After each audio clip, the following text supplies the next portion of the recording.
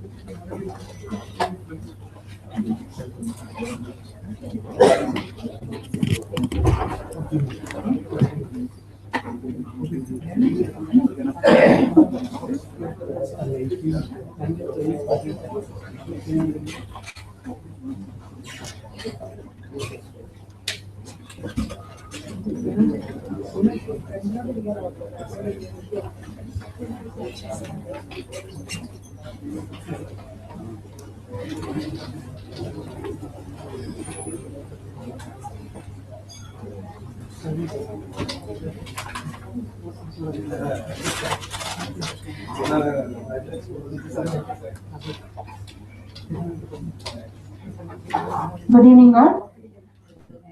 Sir Dilip, sir, please leave sit in the dais.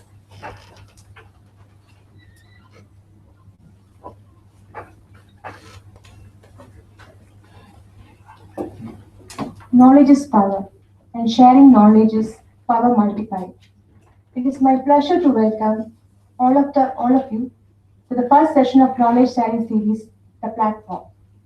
We are so glad to have Mr. Dilip Chenoy, former CEO and MD of NSDC, and the Chairman of the Board of Management of San Romboval Institute of Engineering and Technology, here today. During his tenure at NSDC, which aims to skill 150 million Indians by 2022, Mr. Dilip have taken predominant role by fostering allocation of funds to various organizations and the formation of sector skill councils, which has collaboration with over 2,000 institutions all across the country. He was able to bring together all the stakeholders to achieve the common goal of creating a skilled workforce. I welcome you, sir, on behalf of us to host the first session of the series. Through the knowledge sharing series, let us hope that new avenues will be open in front of us in developing the skill ecosystem of Kerala. I welcome Mr. Raju, IAS, the CEO of ASAP, to deliver the introductory note. Thank you.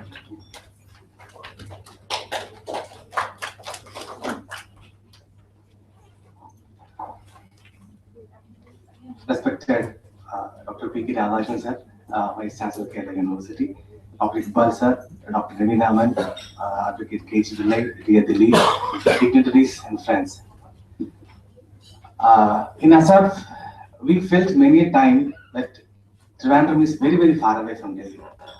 Many times in the discussions, especially in the skill sector, we felt we are completely cut out of the deliberations that happen at the national level, especially or incidentally, since ASAP is working under the education department.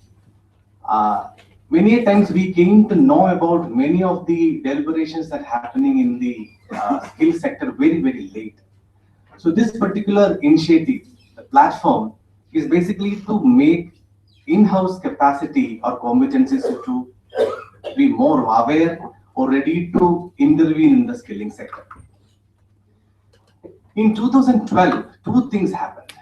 ASAP instantly started in 2012, and in Haryana, which is another initiative which is happening in the education sector in skilling, that is also happened in 2012. Now it is 2017. After 4 years, it's a time to take stock of things, how the skilling that happened, especially in the skilling education sector, and in general, how things progressed. We are still struggling to address some of the fundamental issues like industry connect, quality of trainers, how the robust systems of assessment and certification will be met. Even after 4 years of implementation, we have still some issues to tackle with. At the same time, Kerala vis-a-vis the country, we have some fundamental differences. When each one behind the skill policy boasted of the demographic dividend available in the country, we don't have that kind of a demographic dividend. Second thing is the aspiration level per se is much, much higher than somebody coming from Rajasthan, UP, or even Karnataka. So the issues to be tackled in skilling in Kerala is very, very different from that of Kerala. Now think of the project ASAP. Government funded substantially for the first 2 years. I would say as equal to the funding given to vocational higher secondary, which was there for more than 30 years. Then came the ADB assistance. Many a time I feel without this huge financial assistance, probably our model would have been something different. So we have a number of issues we should analyze and find the way ahead. ASAP is going to face the midterm review of the ADB and DEA in the next July. So we want to know, we want to learn more, we want to reposition ourselves so that the huge capital investment which we are putting in this skill scenario will be useful for the generations to come. So it's a proud moment for ASAP to have somebody like Dilip, who was with the skilling sector, the thick and thin of the development, who contributed substantially. I mean, nobody was willing to believe that there will be support from industry in 2012. He could garner a lot of support from industry. It is not only in terms of increasing the number of sector skill councils, but the visible empirical support he could garner under NSDC from the industry. So we would like to learn many from Mr. Dilip. We want to understand how these issues can be customized for any skilling program in the state. I welcome Mr. Dilip to deliver the key address.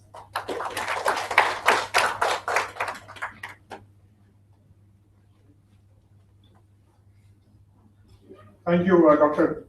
Raju, Vice Chancellor of the Kerala University, members of the Planning Board, senior officials from the government, colleagues from ASAP, ladies and gentlemen. Really want to thank ASAP for giving me this opportunity to be here with all of you.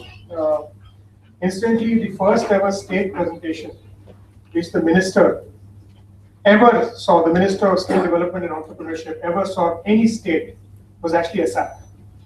You would remember in that room which we made the presentation to him. So I don't think Kerala is that far away, but being in 80s, I was the regional director of CAI Southern Region, and we used to have a Kerala chapter. And my Kerala industry friends used to tell me that no matter what happens in the center, Kerala is always neglected. So you're kind of echoing those things after about 30 years. So what I thought I'd do this evening is talk about the skill development ecosystem, how it's developed, what's happening. And I'll again, unfortunately, Dr. Raju talk about the demographic challenge because you're talking about India and the states would differ. UP is far behind, so the demographic transition UP is going to happen much later. I'll talk about the national skill policy, how it evolved, the skill development programs of different ministries, some of the international engagements, which is very interesting in the context of the migration in Kerala, how skill development is connecting India to the world. I've added two things which normally are not in presentations like this. One is some jobs for the future, and then some thoughts on Kerala. And my knowledge about Kerala is not as extensive as all of yours in the room. So if I make some mistakes in the last part, please take it as ideas, but not actually the written word. So like Dr. Raju said, we have a demographic challenge. This was some number which was done on the back of the envelope saying that 1.35 billion people, working age group 900 million, 200 million will be graduates. But what and how would he recognize the intellectual capability of the other 700 million? We can't do university tertiary education because the costs will be very high. So we said, is there some way we can actually address them? And then what we also said at that point was a majority of these people will be in the, below 29 years there. So we have this demographic transition which is happening, where we have larger number of young people in relation to the elder people. But the demographic dividend may not accrue if the young people are not productively employed and they also become a drag on society. We might actually have another challenge there. So if you look at the large number of people that we have, but we have inadequately educated and skilled manpower. So of course, again, Kerala is the exception. We don't have that high level for dropouts in the education space. Our literacy levels are higher in the 90s as against rest of the country. And while the global average for VET in the country is 2.1%, Kerala actually is 13.3 to 14%. So even Kerala is an outlier. There is the highest in the country. But this problem of education, the problem of low enrollments with VET, is actually reflected in the ability or the inability of Indian employers to actually hire people. So 53% of entry-level jobs in India are not fillable.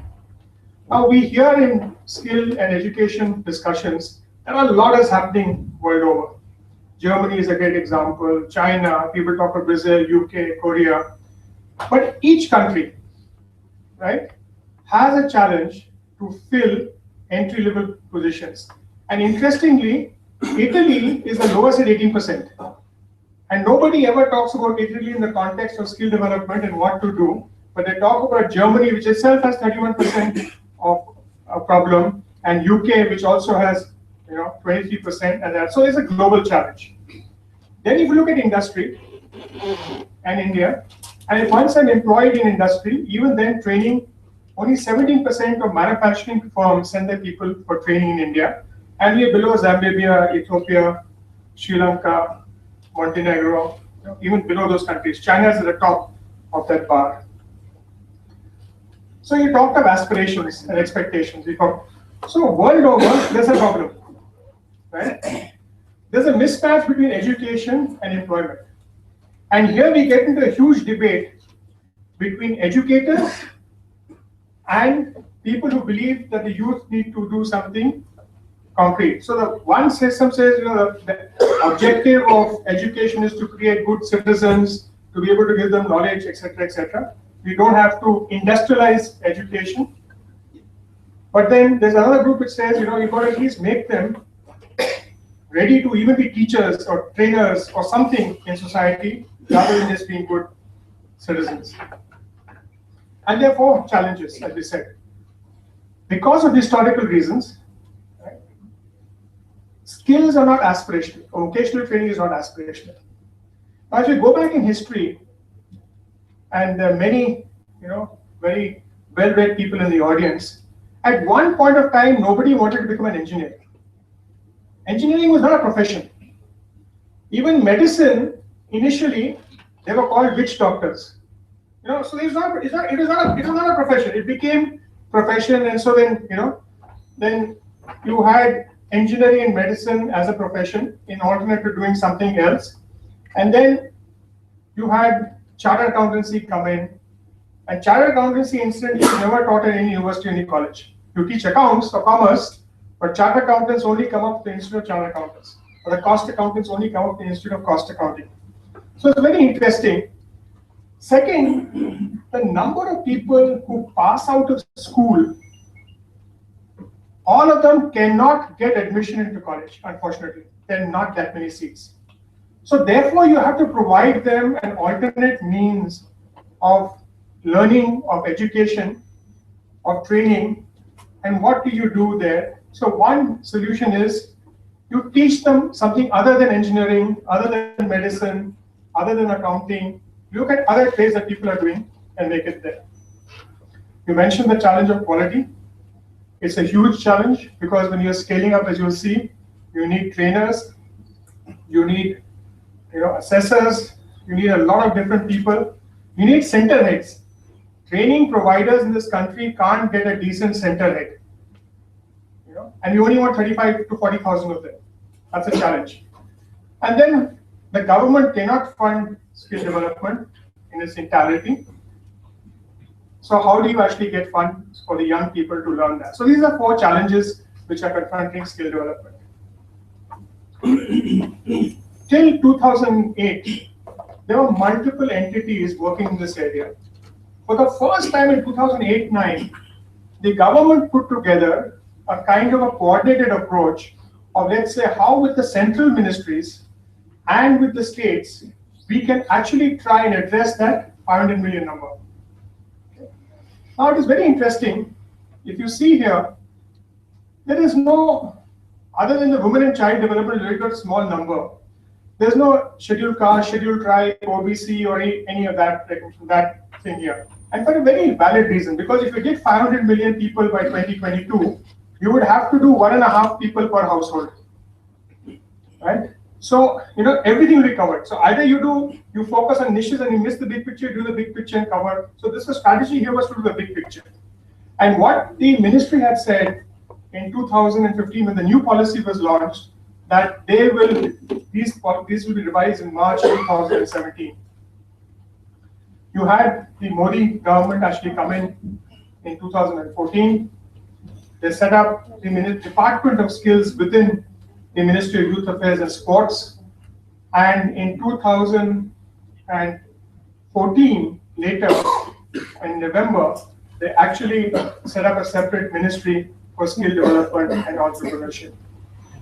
Now, what happened in between 2014 and July 2015 is that the National Policy on Skill Development and Entrepreneurship, the 2008-9 policy, was revised. And the conclusion was that no matter how many jobs we provide in India, India would always have surplus number of people.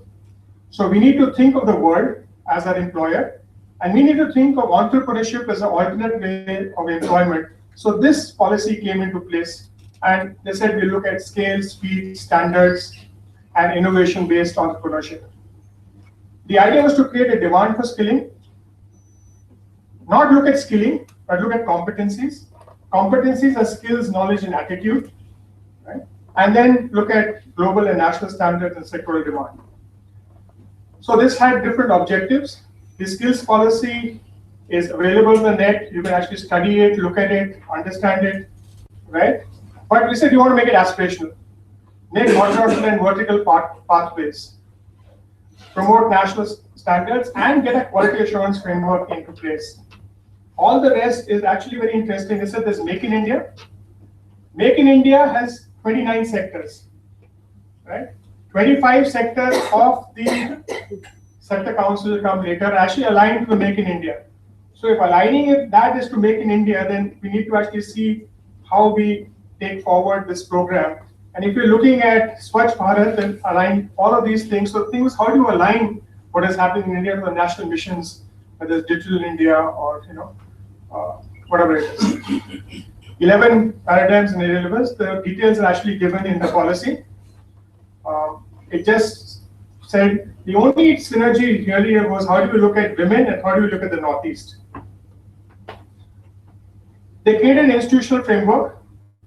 Earlier, there was a governing council in the 2008 policy, which is the Prime Minister's National Council on Skill Development, which then gave it National Skill Development Coordination Board. They got the governing council chaired by the Prime Minister. The steering committee is actually chaired by the Minister of Skill Development and Entrepreneurship, and has the governing council and the steering committee both have state representations by rotation. And the mission directorate is really headed by the secretary. And then you have the execution arms, the National Skill Development Agency, NSDC, the National Skill Development Corporation, and the Director General of Training. In July of 2015, the Director General of Training, which is under the Ministry of Vocational Education, right, or the Ministry of Labor and Employment, actually moved from there to the Ministry of Skill Development and Entrepreneurship. And the entrepreneurship bit, which is the Ministry of Small and Medium Enterprises, also moved to the MSD. So we had the Ministry of Skills looking at skills, but also looking at entrepreneurship and also a lot of the work of the MSME. The tool rooms, however, from MSME did not move to the Ministry of Skill Development and Entrepreneurship. So this is work in progress. Very recently, you actually saw the architecture colleges or institutes move from the Ministry of Education to the Ministry of Urban Development. So there's some thinking which is happening there. The MSDE, as I said, has these different bodies which are there. I'll talk about NSCC in a bit detail. NISPED in Noida and the Institute of Entrepreneurship Development Guwahati and the JNK Institute all moved here. The other thing which was actually launched on the 1st of July, on the 15th of July 15, was common norms. There were so many ministries doing so much things, so they paid different rates for the same trade. So the first is, let's get common norms depending on the trade going forward. So let me talk about now some major programs of skill development having the center. So the first is the Deen Dayal Upadhyay Gramin Kaushal Yojana, which is run by the Ministry of Rural Development, which is nothing but skill development for rural below the poverty line, with certain quality parameters about the centers. And also you had, either you would certify them to the sector council or certify them to the NCVT. They did about 270,000 numbers in 2015-16. The 1670 numbers are not yet out, they should be out any time. Similarly, for the rural, for the urban poor, there was the Deen Dayal National Urban Livelihood Mission, which did employment for skill training and placement. Initially, both these programs were centrally led. Now they've been actually given to the states. The states are leading it. In the urban program, there's actually the local bodies that are leading it. So, you know, in the Honorable Finance Minister's speech, when he released the budget for Kerala, he was lamenting the fact that nothing has been done for the local bodies, but Ministry of Housing and Poverty Alleviation has done it, and Deen Dayal DDU GKY will also go to that way. Ministry of Textiles focuses on the textiles, handloom, and apparel sector, and jute. They don't have something for coir in there, it's kind of left out, and this state is very high on coir, so that we need to look at it. But the Ministry of Road and Surface Transport does driver training programs. Ministry of Tourism, again, a sector of importance to Kerala. This Hunar Se Rozgar Tak was a very interesting thing. This came out of a discussion where we said, okay, there's a lot of unutilized capacity in existing hotels and guest houses at periodic times of the year. So can you train people? And then there was a shortage during peak season. So can you train people in off season, then use them as apprentices in peak season, and then give them a job going forward? That was the Hunar Se Rozgar Tak key program here. And there are also existing Institute of Hotel Managements and food craft institutes that are there, which also do these programs. State governments also can recommend it through classified hotels. One big program here was that a lot of existing workers within the hotel and tourism industry are not certified. So when they move from one state to the other, there's no evidence of their having a kind of a certificate. Again, in the context of migration from Kerala, this is a very important thing. So they said, introduce an recognition of prior learning for existing service providers. And this has actually found a lot of favor among the private sector hotel providers who want to know the antecedents of people that they employ. Similarly, the Department of Electronic Technology, they used to do the DOAECC earlier. This has become NILIT. They also are doing the digital literacy mission, mandating that and expanding it across the country. And the Ministry of Minority Affairs is a very specific program for minorities, and they work with different state governments and other organizations. The Ministry of Human Resource Development also has an apprenticeship program. This is in 128 fields. About 83,000 people have been apprentices this year. They also set up 200 community colleges under AICT and UGC, which looked at different specializations. So you don't do a BE English, BA English, or a BSc Chemistry. You do a BWOC Food Science or something else. So they just said that, you know, we'll do something interesting here. And they've also introduced NSQF aligned courses in institutes of higher education. They developed and launched on Maulana Azad's birthday in 2014 the National Credit Framework document, which is very important for all educational institutions. And I think Dr. Riju talked about the Haryana experiment, where we introduced vocational training in schools as an additional subject. And this year it's gone to over 7,000 schools. Of course, the Department, the Ministry of Social Justice has specific programs for persons who are differently abled. Let's come now to the Ministry of Skill Development and Entrepreneurship. The erstwhile Director General of Training has moved here. They have an apprenticeship development training program. 10,000 crores is allocated for 5 million apprentices over the next 5 years. This was done last year. They also run the Pradhan Mantri Kaushal Vikas Yojana, which is reimbursement of money for training as per common cost norms. I'll come to that in a little detail. And the Pradhan Mantri Kaushal Kendras and Pradhan Mantri Yuva Yojana. I'll go forward in a bit detail here. The DGT has the NCVT. Some states, many states have the similar SCVT. In some cases, the SCVT and NCVT don't match. So we'll have to actually address that issue. But the NCVT and the new policy actually allows the states to have their own courses, but they have to get it into the NSTO framework. They run the craft instructor training scheme. This is for instructors, but they can only produce about 7,000 instructors a year, which is not enough for a country like India. And then they have the two institutions, which is the Central Staff Training Research Institute in Calcutta and NIMI, National Instructional Media Institute in Chennai.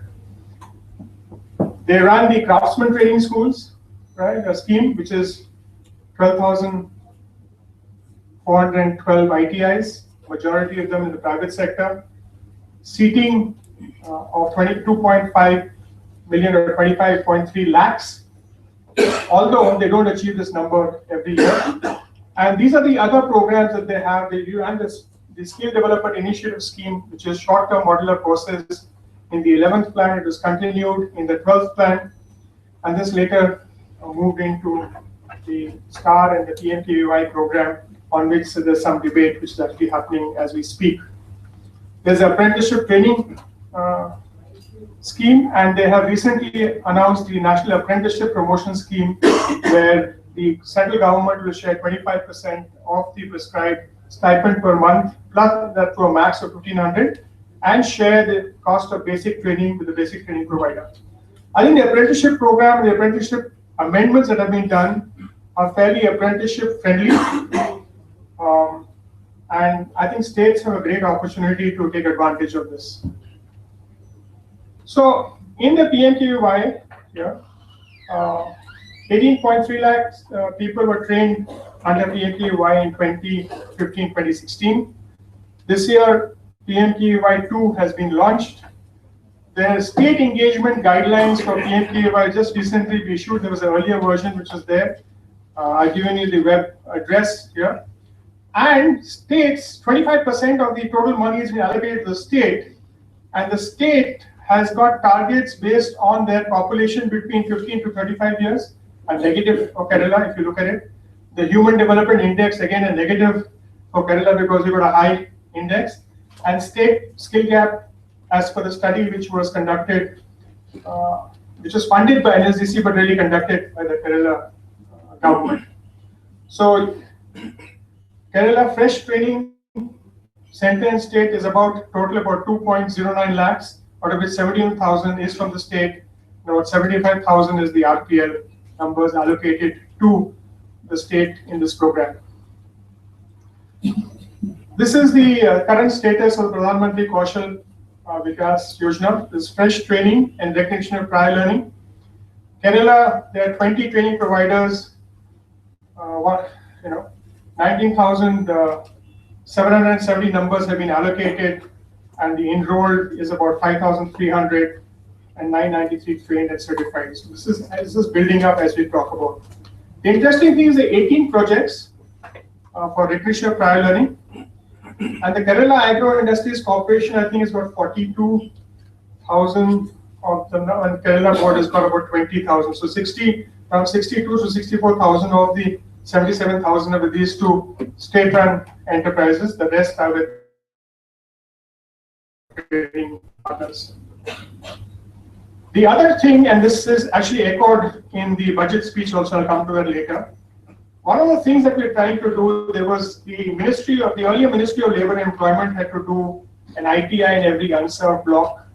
The vision was to do, vocational training centers in every district and taluk there. That didn't happen. So the PMKK is to set up a world-class training center in every district or parliamentary constituency. In some cases, the parliamentary constituency overlaps the district, right? But in Kerala, out of the 14 districts, 9 have been allocated. Incidentally, there are only 2 training organizations, EduJobs and Don Bosco, who are allocated these 4 and 5, I think, each there. And there's a great opportunity for the local MLAs and MPs and the officers to actually coordinate and make sure that these training centers get activated. The balance have to be done, right? And really, they're looking for infrastructure, they're looking for MLA and government support. So there's some which can be some support which we can actually look here.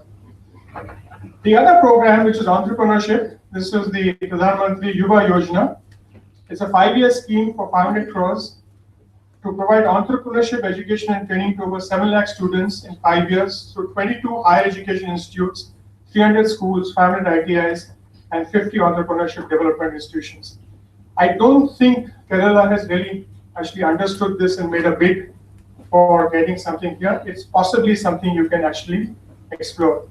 Interestingly, NISBUD and IE have trained over 2,600 candidates from 125 countries in the past. So this is actually an international program. I talked about the different norms and the common cost norms. This is saying skill development has to be 200 hours, upskilling 80 hours. And there's a debate here, right? Maybe 200 hours is okay for a 12th class, but a person who's a graduate may be able to learn the same thing in 100 hours, and a postgraduate may be able to learn it in 75 hours. So that distinction has not yet been made. I think that has to come up. In upskilling, 80 hours, they have set the minimum, which is there. In some cases, people are stretching the number of hours to train, and it's leading to all sorts of issues.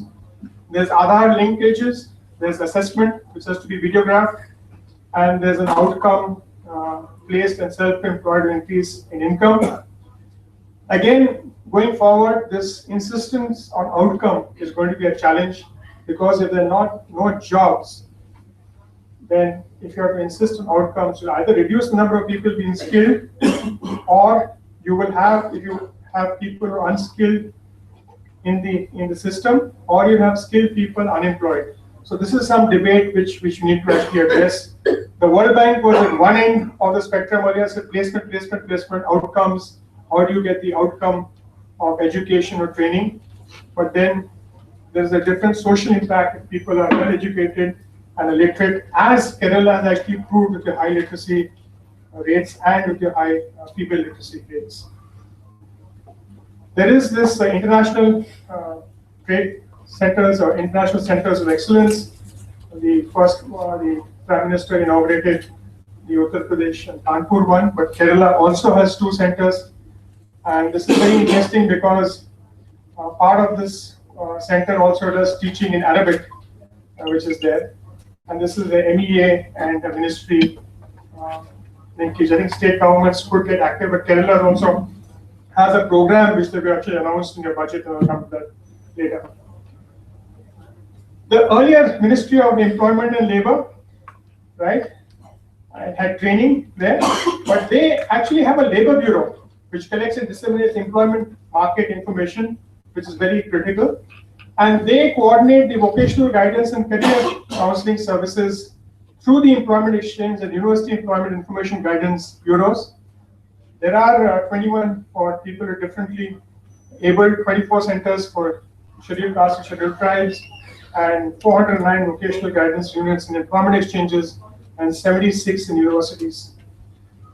We also launched the National Career Service, and they have accredited 1,900, possibly 1,950 career counselors.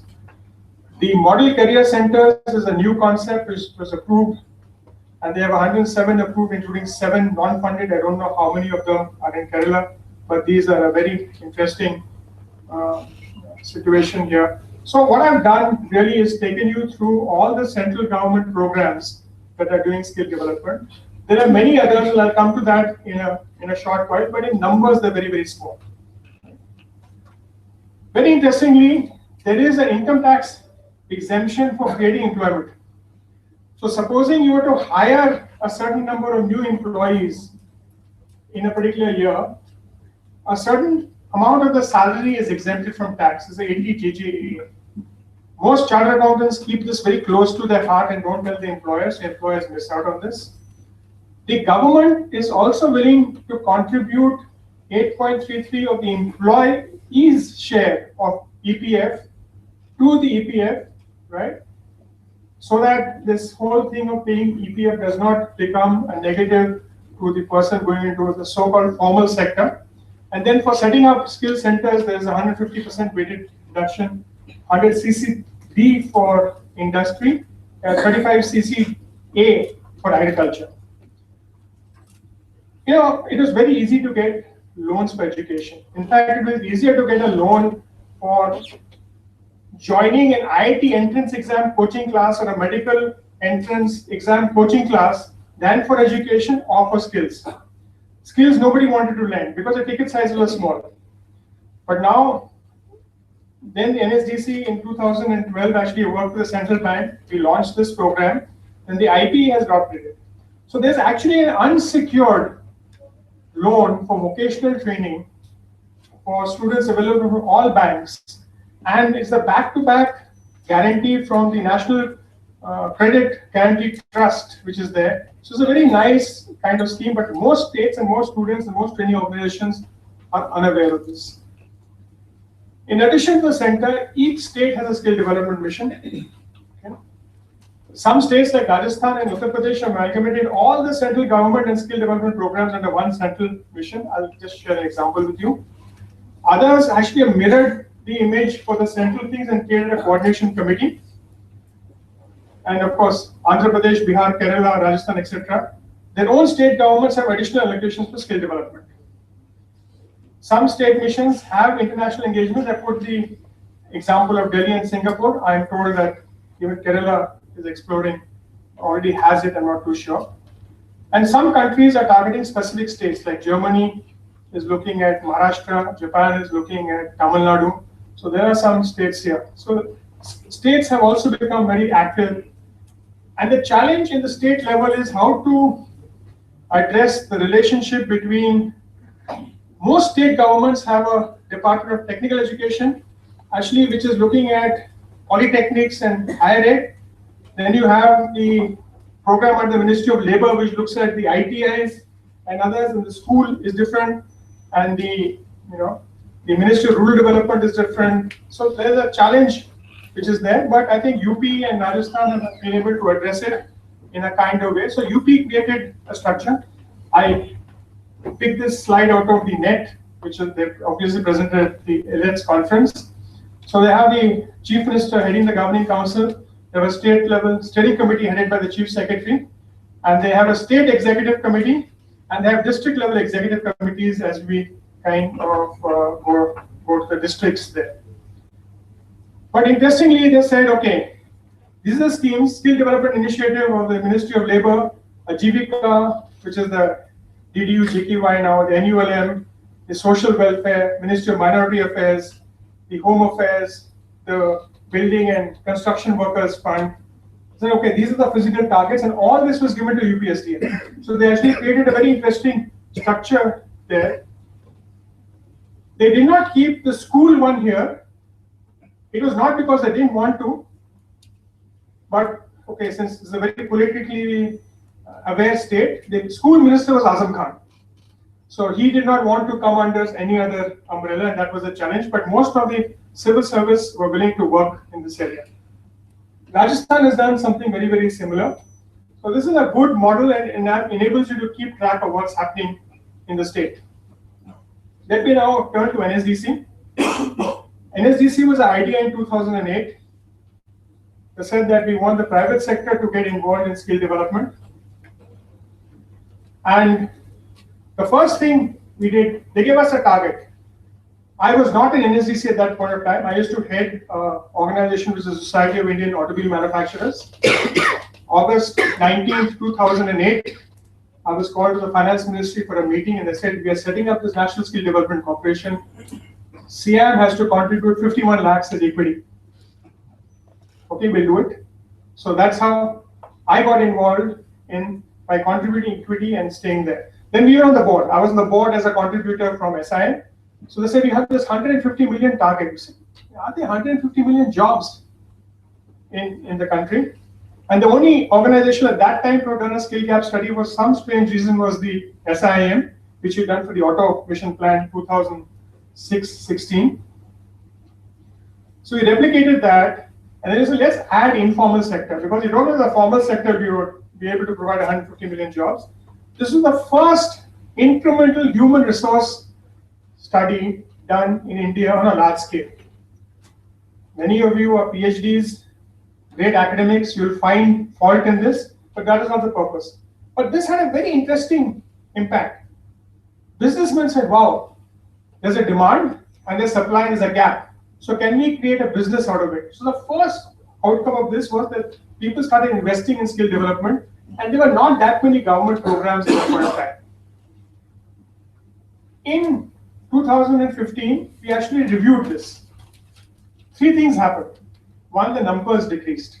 Because in 2008-9, there was euphoria. We were thinking of 8-9% GDP growth. Did not happen. Right? So the numbers came down.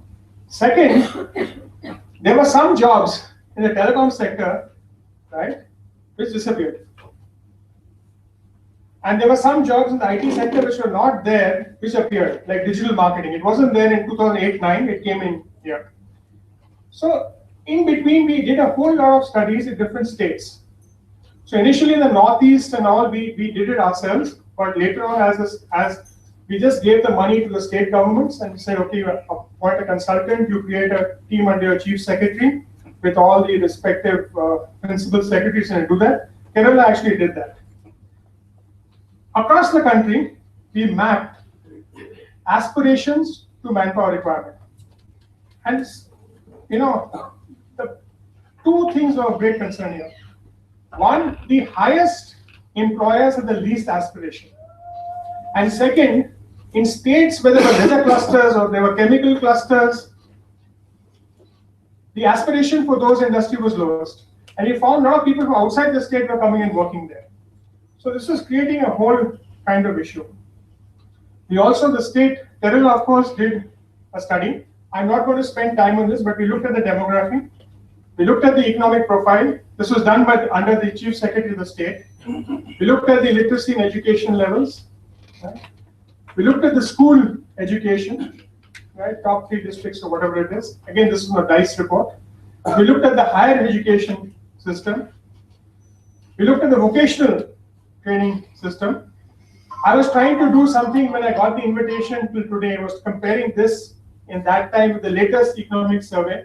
But the economic survey was close to 400 pages. I could not go through the whole lot. So eventually it's a work in progress. I'll be doing it just for academic interest to see how it's changed. Then we also saw we mapped the aspirations of youth in Kerala with the incremental manpower demand. And interestingly, we found, right, that it was not that bad. They were, you know, it is more medium aspirations. So we could actually do something in Kerala which would take all of these. What we could not understand was why the food processing and building and construction were low aspirations given the huge migration in the building and construction and, you know, the very active food processing thing. Yeah, we thought it got slightly colored with the farm kind of thing. We were not too sure, but this was done with focus groups at each district. Now, as an institution, it's possible at the state level you can repeat this in a much better manner going forward. It will be a very interesting thing going forward. Then we did 2012-17 and 2017-22. These are the 5-year plans because there's no plan now for 17-22. Is that what are the type of number of skilled and semi-skilled and minimally skilled people that we need across sectors? And we created 2 pyramids like this. But even now, there is a shortage of human resource that we need going forward. And I think you're trying to address this also in the state going forward. So this is the Kerala example of the skill gap report which you're talking about. It came out with different recommendations, right? There are details to this. I just put out the blue boxes. I think you're doing everything here, right? in this.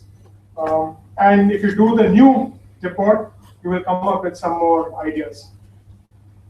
So NSDC said, okay, we'll create this demand, but once you create a demand, how do you fund it? Right?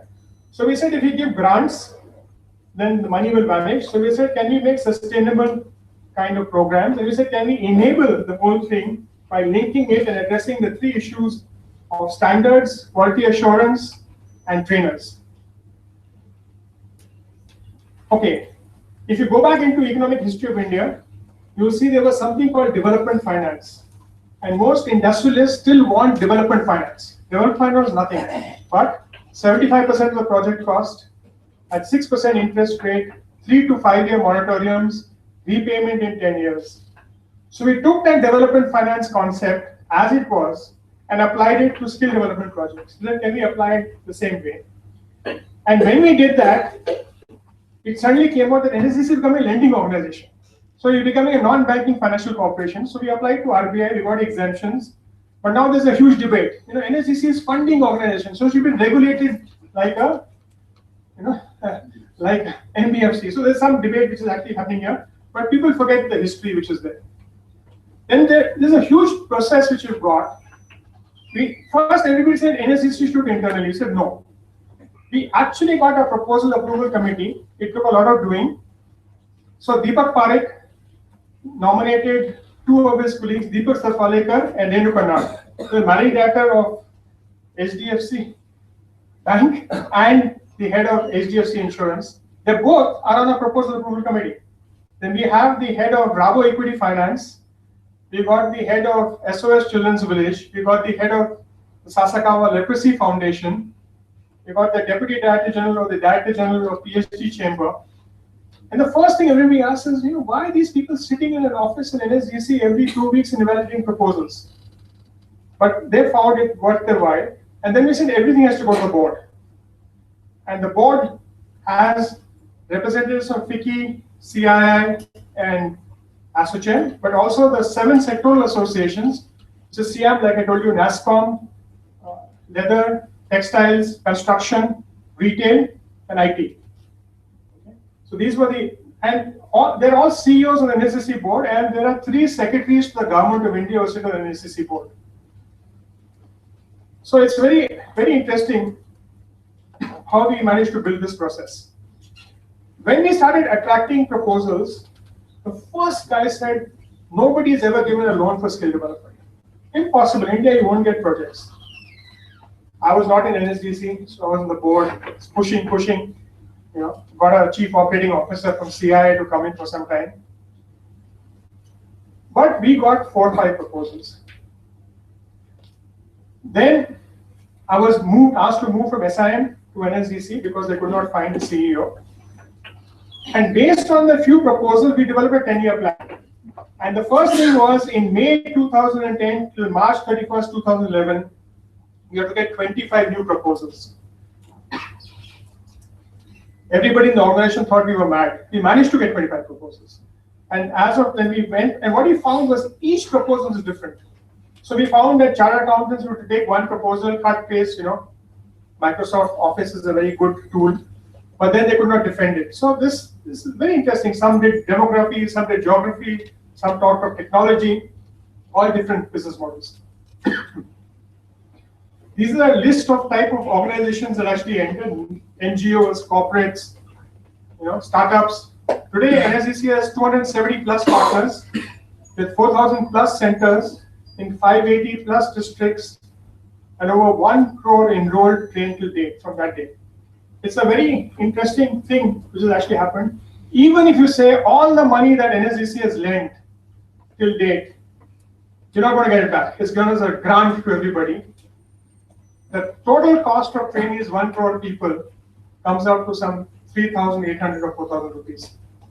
And if you get the money back, which we are getting, is a different thing. So it's a very interesting model, which people around the world are actually looking at. Because as the social security numbers start becoming very big and insurance numbers becoming big, they want to cut subsidies from other sectors. In Kerala, for example, there are 17 partners operational. 49 fixed centers and other mobile centers, then 14 districts, all the districts are covered. Totally about 99,124 people have been trained till date, and 22,000 have been placed. This is the NSDC program, not talking of the other programs which I'll come to, which I mentioned about PMKVY or PCK. The other thing what we did was, I was very tired of hearing NASSCOM saying that the guys that the engineering educations produce, we can't hire. So we said, okay, you guys set the standards, you guys assess them, then we'll ask you, when you've set the standards and you've assessed them and you've cleared them, why aren't you employing them? So we turned the table, And what was interesting is that a lot of senior industrialists said, this is a good thing, we'll support it. Now the thing is coming, if a sector is setting the standards and they are getting assessment done by a third-party assessment, there's something wrong, there's a conflict of interest. But if you look at DGET and NCVT sets the standards, DGET, they have the assessors who assess and certify. They do the same thing, it's not conflict of interest, but for sector skill councils, somehow it was a conflict of interest. So we are trying to understand this and actually see what the difference there is. We created 40 sector skill councils. There is a huge debate going on in the media and in the ministry. Should there be 40? Should there be 21? Should there be 130? Should they be at 2-digit level of NCO, 3-digit level, 4-digit level? I think all that is irrelevant. If plumbing is important for Kerala, Kerala will want to have a plumbing council, even if Maharashtra doesn't want to have it. So I think a lot of this flexibility should give in. Beauty and wellness is another area. So one of the recommendations in the recent study is that combine aviation with auto. So we don't know how that works, but there's some debate going on here. So I'm putting it on the table so you don't go back and say that 40 is sacrosanct and it's going to happen. Again, the NSQF was announced in 2013. Two things were merged: the NVQF and the National Vocational Qualification Framework by DGET. And what has actually happened here is that there was this career pathway in education. There was this career pathway in the skills, right? Now, the two could not meet, although some ITI graduates could get into engineering, but that's only 20% or something like that. But we wanted to create, the third-year graduate who cannot be employed in the IT industry, he's very uneducated. How do we give him a bridge course to make him a supervisor of skilled workers? Or how do we integrate this course into the education space so that when he comes out, he's actually here, or even goes in higher? So this was the kind of pathway that we were thinking going forward. As of 31st March of last year, this number has gone down to 1,800. 33 sector skill councils, actually 32 because people with disability is doing something totally different. Created 1,661 job roles. That means if there's a driver with a personal car, he's different from a driver of a taxi, who's different from a driver from the light commercial vehicle. Although abroad, the three jobs may be merged, but in India, they're different jobs. So these are the national occupation standards that have been created. For the first time, what we found was people were not willing to go into a sector because they said that we get in as a sorter, what's my progression? So these career pathways were made. This is an example for gems and jewelry. Similar was made for all the sector councils, all the job roles, right?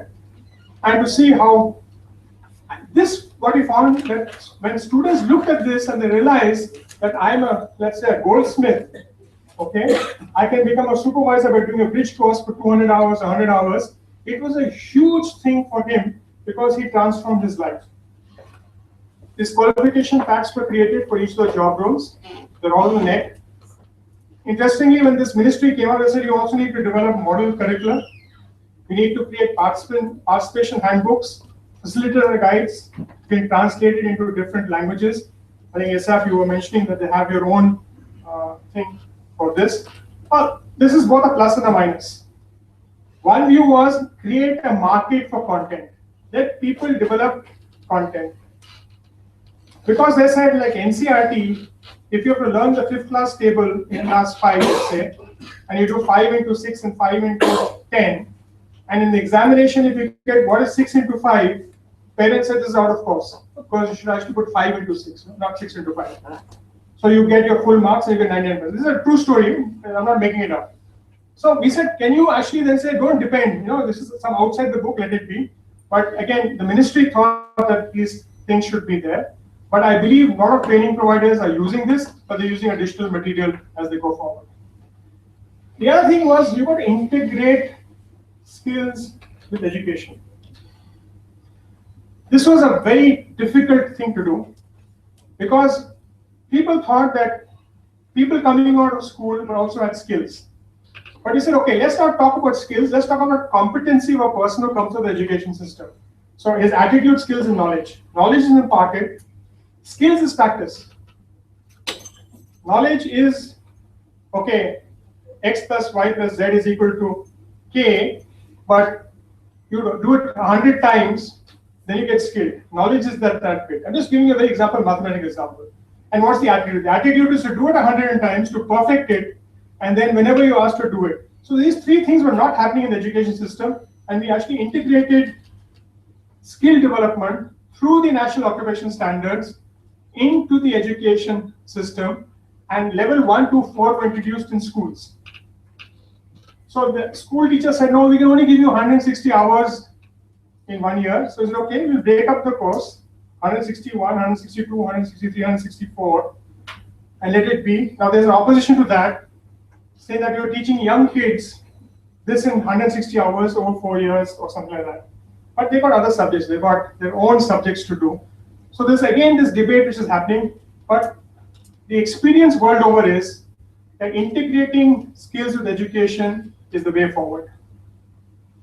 NSDC actually works with the NSQF in states by identification of trades, teacher training, student assessment and certification, interface, and placement.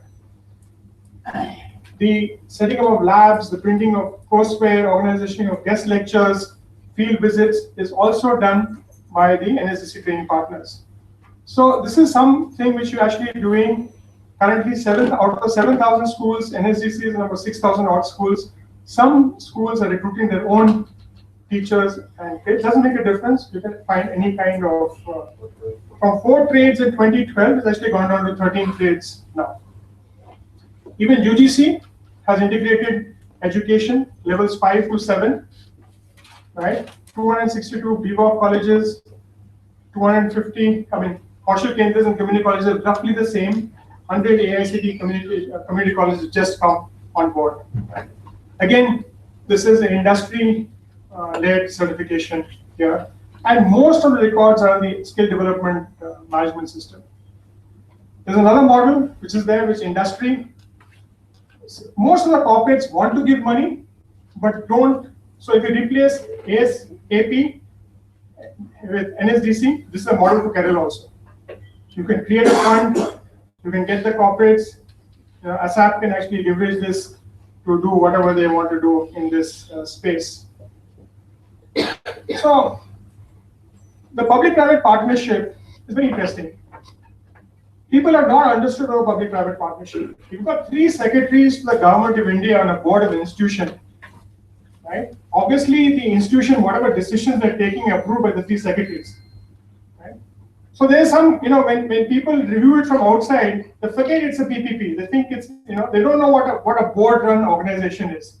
So we need to actually say there's a lack of training infrastructure. There was outdated training curriculum. There's a lack of industry-accepted information accreditation. There was limited access to machinery, and the certifications are not globally accepted. So taking these 5 key things, we try to address it. And what we've actually seen, in fact, many of the sector skill councils, 85 standards have been aligned with the UK, 82, and about 12 with Australia. The biggest challenge was, how do we get young kids involved? So first, before these pictures came up, we created some videos and I created a number where we started kind of talking to people. Now there is Sachin Tendulkar, who's a brand ambassador. There's the Prime Minister is giving certificates and medals to vocational education winners. Actresses and actors are coming in. So it's a very interesting thing which is actually happening here. Sukhwinder sang a song here, it's in Hindi, so that's an issue. But we can actually do it at a statewide level also. A lot of international engagements are there. Technology transfer, training of trainers, model centers of excellence, creation of international mobility through mapping of job roles, joint working groups with Australia, Germany, Switzerland, United States. If the state can always ask to be on these joint working groups. NSDC, NSDA has got different MOUs with training organizations, corporations, and foundations. ADB, of course, they're funded ASAP in Kerala, but they're also doing some work in Himachal Pradesh, Meghalaya, and Assam. I think Odisha has also just happened. DFID, really working in Madhya Pradesh and Jharkhand, which is very interesting. And of course, the World Bank 1 billion loan has been just approved, and we're seeing both of that actually happen. World skills, this is key. There was a delegation from Kerala which came to Sao Paulo. The next one is in Abu Dhabi. Abu Dhabi is a very important market for Kerala. I think Kerala should be there. There's a skills village where you can actually demonstrate the skills of people. A lot of people come there. I don't know if there's a contestant from Kerala who's been selected to participate here. You should think of doing a world skills level skills competition in Kerala. In every, make it as famous as a boat race. Boat race is also a skill. We tend to forget it. So this is what you could do. So if you look at all the schemes, and this is, I know the numbers you can't see, but in 2011-12 it was 46 lakhs. In 2012-13 it was 52 lakhs. 13-14 75, 14-15 76. Last year it was 104.1, that is 1.04 crores.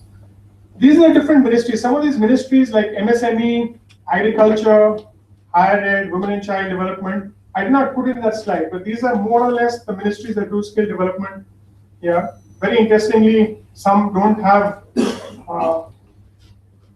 vocational training as their allocation of business, but all of them have human resource development as allocation of business. So now people are quibbling that vocational development is not HRD. I don't think that's the issue. If you want to actually address it, we can address it very, very simply. Outside this, private sector is actually doing, there are a lot of firms that carry out training on a commercial basis. Bosch, for example. They're not in the NSDC or the skill training ecosystem. There are a lot of firms that carry out in-house training and company-related training. Again, giving you from an automotive example, say Castro. Over 2,000 crores was spent year before last on skills in education and CSR money to 269 projects across the country. This number only comes out in a CSR analysis, but is lost somewhere. There are a lot of agents. So, in the Parvasya Bharati Divas, which is held in Kerala, I met an employer from Oman. So, I asked him to do an analysis of employees, Indian employees in this firm, and where do they come from. Interestingly, a majority of them came from UP. And when we talked to these people, they said, yeah, these places you set up a skilling center, it'll be good because you can migrate. But then you took 2 districts here, don't set up because the agents are all powerful. So we have to address that thing differently. So it's a very interesting thing. If you do the analysis, and there are a huge number of apprentices working in different sectors in the country today, whether it be in shops, hotels, roadside mechanics, whatever it is, even homes, right? They're not recognized. I want to spend 2 minutes on jobs of the future. So there was a study done by Russian education institutions together. It's known as the Atlas of Future Jobs. They said these 11 skills are what people are looking for in employees. Now, if you look at the World Bank STEP program, a lot of these have to be inculcated in school, some in college, right? But we don't see all of this being done here. Now, once they said that this is what we need to look at,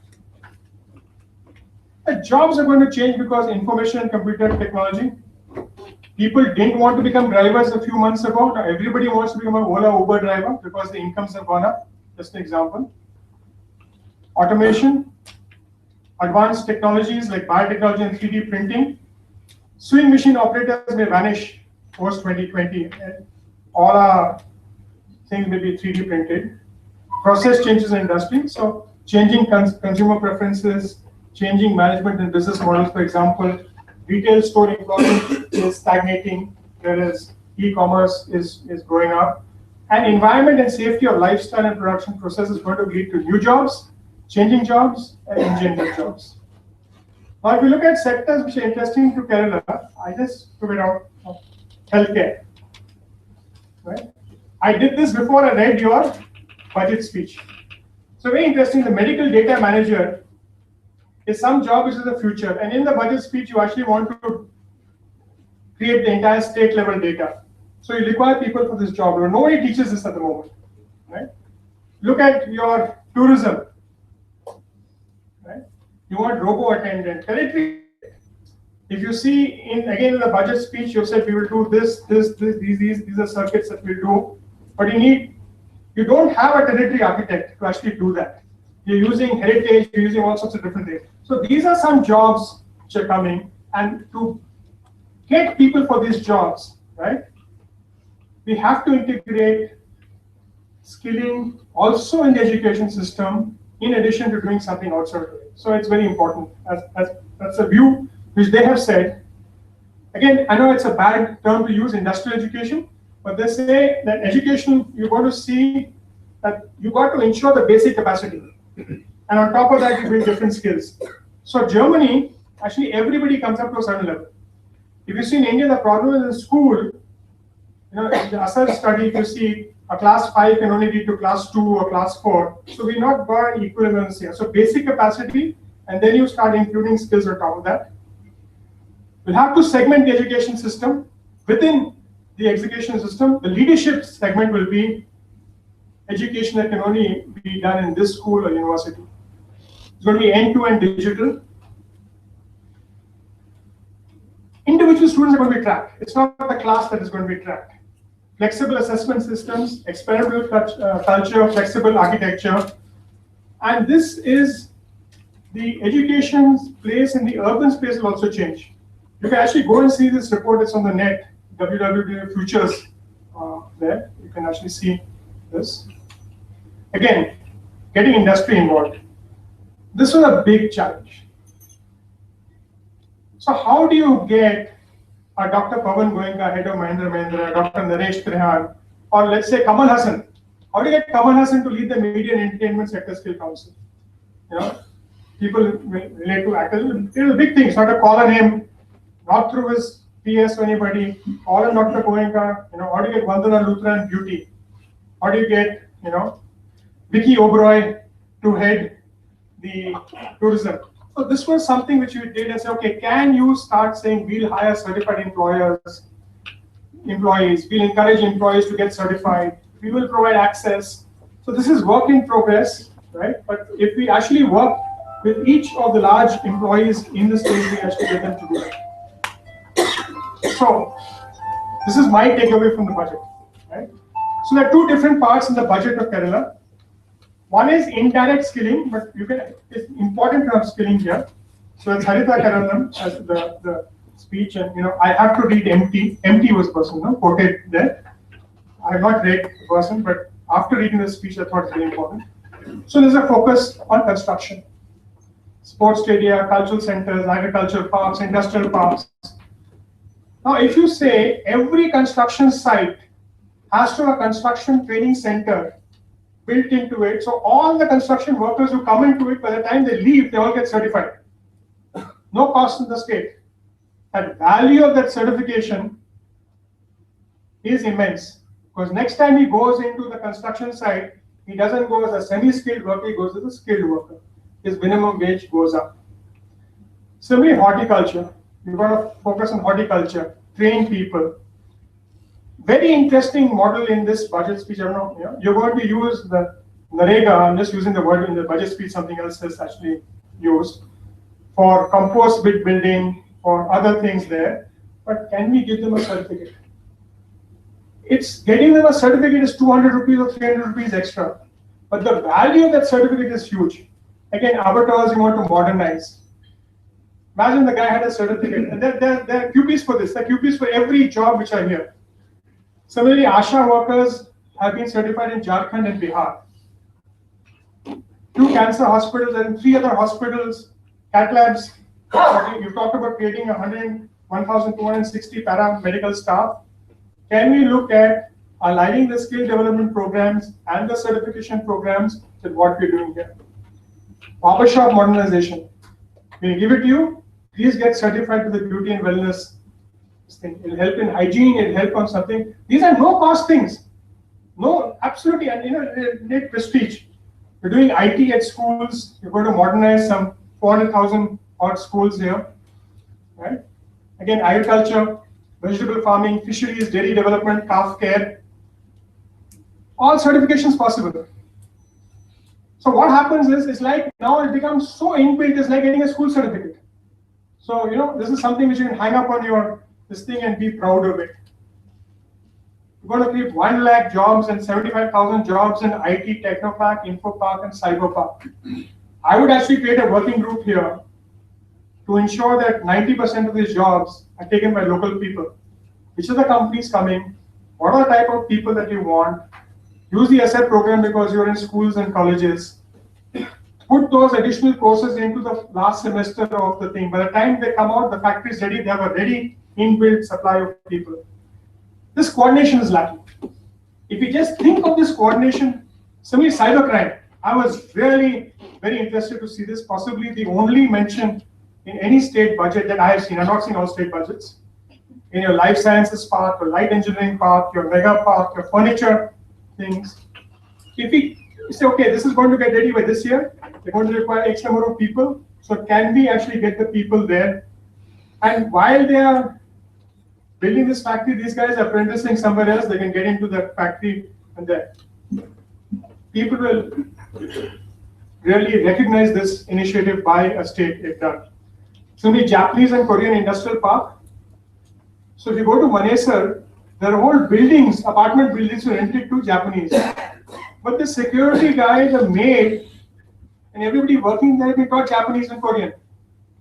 The Indians, someone actually, like you set up an Arabic school to teach people going abroad, you want to attract them to this school here. Teach these languages in specific schools, whatever it is. With internet and Wi-Fi, I think for internet access to become a fundamental right, is that right? Yes. Yeah? Yes. Okay. Free Wi-Fi. Free Wi-Fi. Amazing. Imagine if you could create content for both for education and skills, which can be streamed there and people can access. Korea missed this. Korea missed the opportunity to create this, so gaming took over in Korea.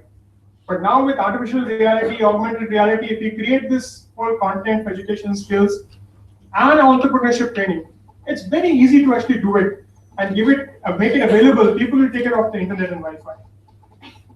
Okay, ASAP has got 430 crores for skill development. Build a center in each district. There are different models, right? Look at a public-private partnership to actually enable that to happen. There are 5. There's IIT modernization, ITI modernization fund. I think while this goes to the government sector, the private sector ITIs are kind of left out. If private sector ITIs are kind of created into a consortium, and together they approach NSDC, because if they get scale, then NSDC can actually lend to them to modernize. Similarly, you have 5 new ITIs and 1 model ITI is also there. The gender budgeting has this whole thing about skill development. I could not collate the numbers, but it's very good if you actually do it. And like a non-resident Keralite survey, pre and post requirement survey is very interesting. If you see the previous skill gap report, which we did, we took from the report, the study which was then done at that point. Now you can actually see, are the migration patterns shifting, are the job levels shifting, what's happening is very interesting. So you can actually look at this whole budget, and I just took 2 slides to see how we can integrate this whole skill development or competency building into the youth of Kerala to make a difference. So what I've done is I've talked about skill development in India, the skill development mission, the demographic challenge, national policies, the ministry initiatives, the state skill missions, right? The jobs of the future, and some thoughts of Kerala. So, I don't want you to misunderstand this, but I was thinking about this, and my good friend Amitabh Kant, when he was here as tourism secretary, he created this as God's own country, right? Why can't we also have God's own people who are the best in the world at any given point of time? So thank you very much for your attention. I'm happy to take questions and discuss.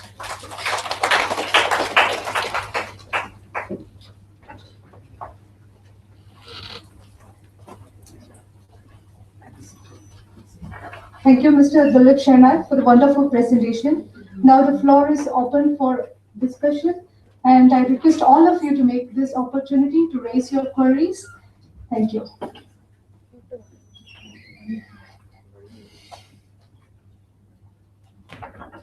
I know it's been a very packed, but normally I take 4 hours to give this presentation. This is a knowledge sharing, so I just share everything with you, but you can imbibe it at your own. Can we start questioning? Sure, sir. Basic level. The thing is, you referred about all these mechanisms or these schemes. Whether we have any evaluation system compared to any global standards as benchmarks, because this question gains significance based on the fundamental changes what we don't make. Okay. So it is all over India question, sir. Not because I am from some other state, Tamil Nadu. I have this basic doubt. Overall, the education system, because our universities and other thing, not getting ranked global level. That is one part. Especially I am from accounting field. The teaching system, education system in India should help the skill. At least they should reach not professional, at least semi-professional. For example, the sector-specific standard something we have been. It should be sub-sector also. So, for example, BFSI, the banking finance is entirely different from accounting and audit. Both, even though both complement each other. But what we require is, if ABCDs are taught in the university or school level, fundamentally, the conceptual clarity will be easier for the skill course developers or skills course trainers. But that is not, that is a barrier for the skill course trainers as a TSP I'm telling. Because once a conceptual clarity is given, then only the experiential learning will happen and industry will take them easily. So I request, what should be the solution for sector-specific, what you call employability? So 3 different points. Yes, sir. First point is, yes, we need to improve the general level of education. But when we talk about skill development, we fail to really put out, and I also didn't do it in my presentation. I'm going to change like that. There are 3 targets of people that we're targeting. The first one, education, who are in education, whether in school or college. How do we make their education experience more valuable to them to develop a career? Exactly. The second is the people who are already working. How do we ensure that they can progress, they can improve the productivity? If you look at even agricultural productivity, right? We are even lower than our neighbors, Bangladesh, Pakistan, whatever it is, right? The third is the people who are not in school and not in education. So, when I was presenting, there were 3 types of programs: one in school, one in colleges, right? These were to really, align those outcomes to what, even if I do a master's, if I want to do a master's and sit for the IAS, which a lot of people in Bihar do, if I want to do a master and do research, right? If I want to do a master's and do teaching, there's no difference in my curriculum. Actually, there has to be a difference in my curriculum, but we don't do it. We do something which is continuous. So for the school and college thing also need to change. For example, you talk of commerce. I wonder how many colleges and universities in the semester that just ending have, and the guys are going out into the world, have added a course on GST. I don't think anybody has. Yes. This is something which you should have done just like that. It's a new concept. New concept, right? So we have to be and therefore your thing about BFSI being broken into a specific thing is the right concept. Please go to the Ministry of Skill Development and Entrepreneurship website and give this comment, because they want to club everything. Okay, so clubbing doesn't work, because if you just look at the employment page of a newspaper and cut out the job descriptions, they're not job description of contestant, they're job description of plumber, they're job description for CNC machinist, they're not a job description for machine operator. So there's a disconnect there between the theory and practice. The third point about evaluation, feedback, mechanisms. So yes, there has to be. If you go to the NSAC website, you will see that in 2014-15, 2 evaluation studies were done. One by TIS, which is Tata Institute of Social Sciences, and the other was Deloitte, on the programs there. And then the World Bank also did a study and found that some programs of certain institutions were better than the others, which again caused a problem. Okay, but we should have the maturity to understand the feedback being given, take the learnings, change our courses, and go back. There's no point in crying over spilled milk or why shouldn't India go for PISA? In your university rankings, right? There's a problem. Okay, the problem is that for research and industry connect, there's a far higher weightage given in the international ranking systems than in India. India as an institution, as a country, majority of the government money for research and development goes to National Physical Laboratory, National Chemical Laboratory. They're not connected with the university system. So if you're going to connect National Chemical Laboratory with Pune University, I don't know if you have a center of research here, connect it to your local university, ensure that whatever funding they get, 50% is spent in the university, our rankings will change overnight.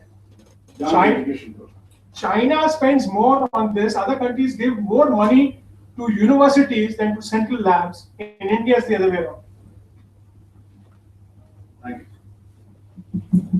Obviously, you're from the commerce background. Yes. Good evening, sir. I just have a query. The duration of the skill course. Like, for example, we have short-term skill courses, right? For 3 months and all. Is that proving successful? So, this is a very interesting point. For a driver, did you go to a driver training school to learn driving? Yes? How many hours did you do driving before you got onto the road? 30? Right? So, there's a Prasara Act for private security guards, which mandates 30 or 60 hours, 80 hours training. The Bombay Stock Exchange and the National Stock Exchange mandate 30 hours for certain courses. So you can't draw a blanket thing like that. If you want to become a doctor, you can't become a doctor in 30 hours. But if you're an existing doctor and you want to become a robotic surgeon, you can become a robotic surgeon in 60 hours. So the hour thing is coming from, okay, it takes me 12 years to get a third class. It takes me another 3 years to get a level 4. So how can a 200-hour program suddenly get a level 4? Level 4 is the equivalence. It's not you're not getting a BA degree or an equivalence is not the same thing. A chartered accountant, I might crack the chartered accountant by just going for 1 year. But once I get my CA degree, what am I? Is equivalent to graduate. So this is a big confusion between the academic thing and the other. So if I'm an 8th class pass, I'm a 12th class pass, and both do 4-year apprenticeships, both get the same certificate. How can it be? It's an ITA system, no? In their own system, they have a dichotomy. So this hours and all is an academic thing. There are 2 debates in the skill. One is formative and summative assessment. You do formative assessment or summative, right? Okay, now we are going back in the CBSE to examination, not continuous comprehensive evaluation. And the second is number of hours. So recognition of prior learning does not take number of hours studied, no? Recognition of prior learning level 4 certificate is the same thing as level 4 certificate which you have trained. So these are the new concepts that are very difficult to explain to people. If you are a graduate, I talked about this, you might learn the same thing in 1 hour. If you are at 8th class, you won't even take 4 months, depending on what type of education you have. So this is a challenge. So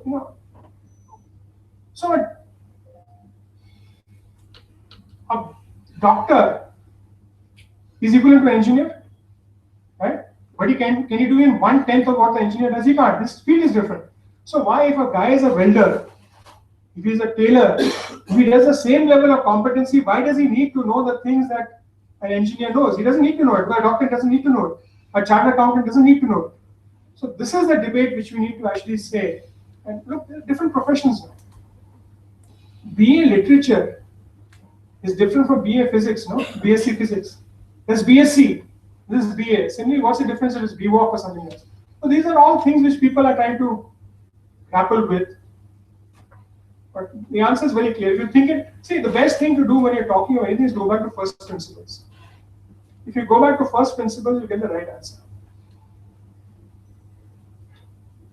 It's a, you have to think about the answer. Because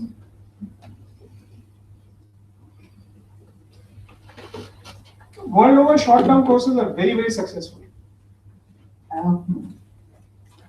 I would like to ask a question.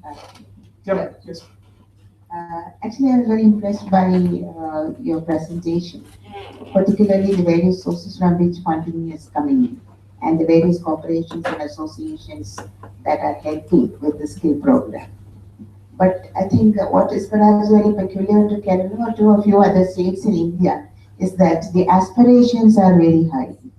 Everyone wants a blue-collar job. And at the lower level, like we are doing now with the ASAP program, when we have the foundation course and they go in for, say, courses like plumbing or beauty technician courses, often you find, say, few takers. And everybody wants to go for the same stream. So I think a break that we can effect here is perhaps with the community colleges that you proposed, where you have new courses and students really join those courses so that the aspiration level that Kerala students are looking for, I think more the parents are looking for rather than the students, is rather high.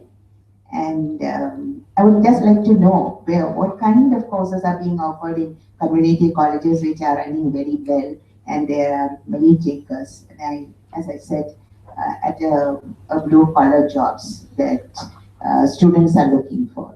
That's one question. I would like to answer that before. No. The second one that I wanted to ask you was, particularly with women development, women and child development. We have Kudumbashree in Kerala, and the Kudumbashree again is a platform where women communities are formed and they go in for different kinds of, what do you say, stereotyped kind of skills for women. We still haven't sort of broken out of it very much. I would like to know whether, with your experience, you know how women's development programs are going in other states and where the skill development for women has actually moved away from these stereotypical jobs. So the first question, there's a very small program which is happening in Pune. It's known as Kushal. So there was this big debate: do you teach construction in large academies like the L&D academies, or do you teach construction on site? UK, Australia, and all do it on site. So we trained some person on site there, and then he, in 1 year, said that I want to become a contractor. So they trained him, and they gave him a small job as a contractor in the next project that they're getting. And they did another very interesting thing. They gave everybody uniforms. They designed, carpenter uniform, barbender uniform, mason uniform, electrician uniform, and they had a fashion show also, right there. In that sites, wherever they're doing, there's no shortage of workers. People are happily coming. People can aspire to become a contractor. And there's one lady who wants to become a contractor. And she started as carrying bricks. Eventually, she became a contractor. I don't know in the construction field. So what we then found was, similarly in JCB in Jaipur and in welding company in Pune, lot of BA people were coming to do welding. And the HR manager was insisting that they be BSc. So one of the trainers said, no, let's take a whole lot of BA people and train them as welders. They actually eventually turned out to be better welders than some of the science guys. And one welder who was in JCB, she is known as the female robo. She's a woman welder. And the thing is that nobody holds up these things as an example. On a lighter note, CII, 1895 we started. The first woman president is this year. So, there has to be a change in, but women self-help groups and the things that they do is not that because it is thrust upon them. A lot of times the women want to do that themselves. Recently there was a Jivika Mela in Delhi. I spent a lot of time there. Okay? These are women self-help groups, So I found that very few marketing self-help groups are there. So people are producing stuff, but nobody's marketing. So how do you create a women's marketing self-help group? One Deshi Foundation has done something very interesting in Satara, in Maharashtra. And similarly, Kutumbashi is a very good example. There's a lot of things to learn from that for the rest of the country. Tara Tyagarajan in Madura Microfinance has created a mobile entrepreneurship 101 for women. And they're working in that. So those are good examples which you can look at. But the only solution to this is that we need to encourage women to take up different occupations. People do that, we should glorify them, right? And we need to make the workplace hospitable.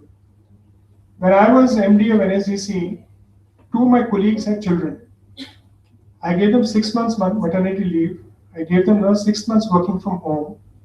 I gave them another 6 months, say you come into office and during meetings, otherwise work at home. And someone came to know about it and they said, this guy has broken rules. I had not broken any rules. And a story was published. So only when Maneka Gandhi picked up the phone and said, no, we want to do this to the country and someone is doing it, you are saying something. So you have to make, some industries that I go to, right? I want to use the washroom. There are no women toilets. How are you going to get women workers there? So we have to, it's a very complex issue there. And then we have this cultural issue, of course. Kerala is matriarchal not matrilineal. Northeast is matrilineal. People don't understand the difference between that. But others, at least here it's easier. Other states is much more difficult because if the woman in the house works, means the man is not earning enough. These are myths that we need to break.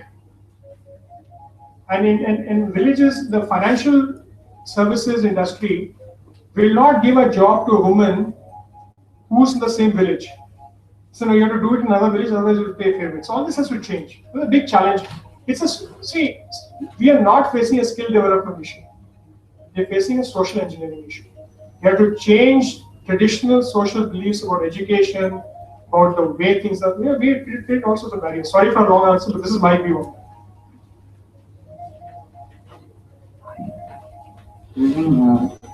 Am I wrong? See, you mentioned somewhere in between your talk that will there be a deficit in the, okay, you can say that more of skilled persons and the opportunities could be less to be employed. See, how do you synergize the opportunities on the demand and supply side, the opportunities in the private sector especially, and we have the compulsory notification of vacancies act in place.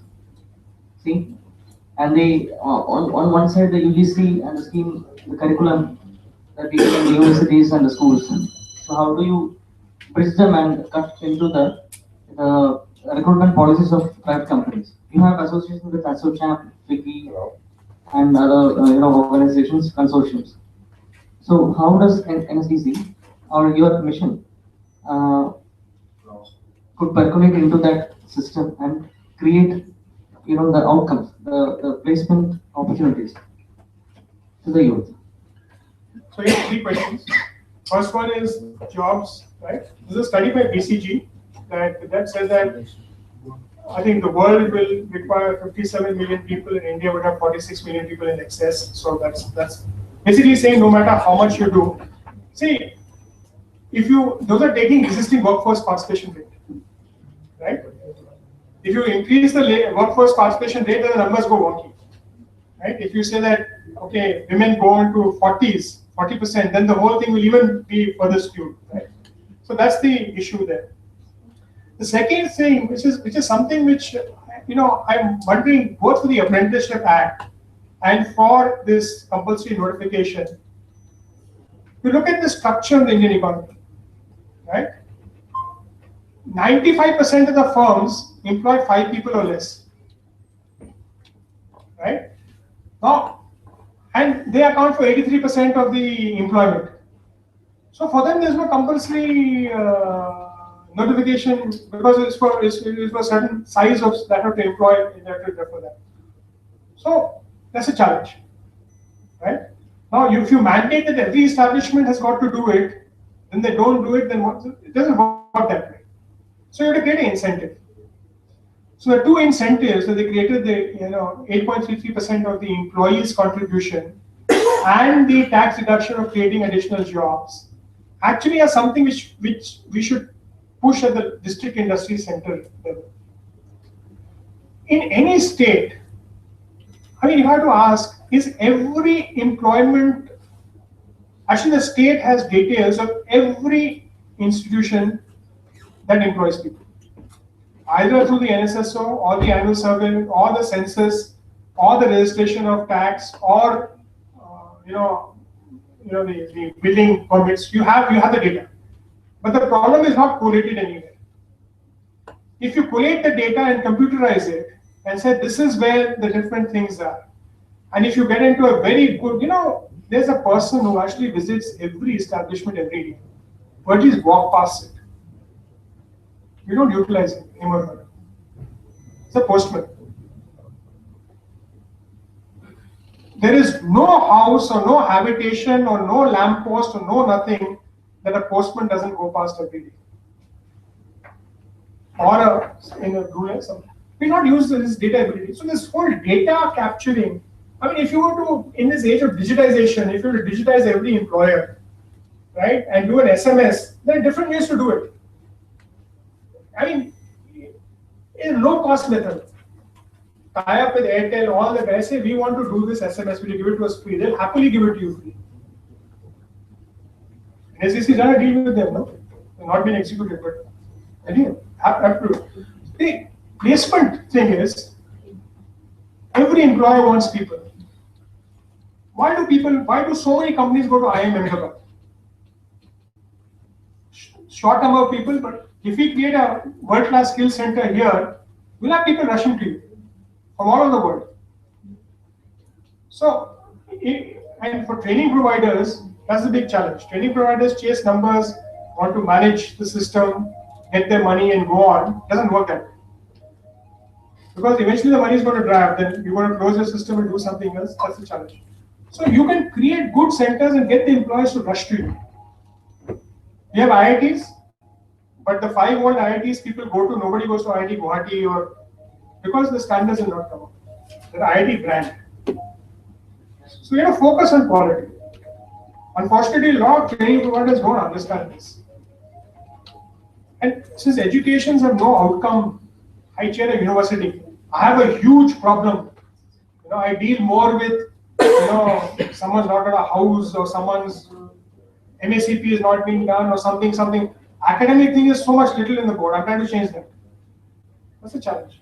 We had a legislation too. Most of the private employers, they have a recruitment policy, and they will be somebody mentioned that somebody is asking for a BSc man, but you don't require a BSc. Even a BSc, you can train hourly trained person can be engaged. But how can you? NSDC has to give a mandate to the private employers through the associations or any consortiums that you can employ. You have to employ such persons unless until these skilled people are trained and they are pushed into the market.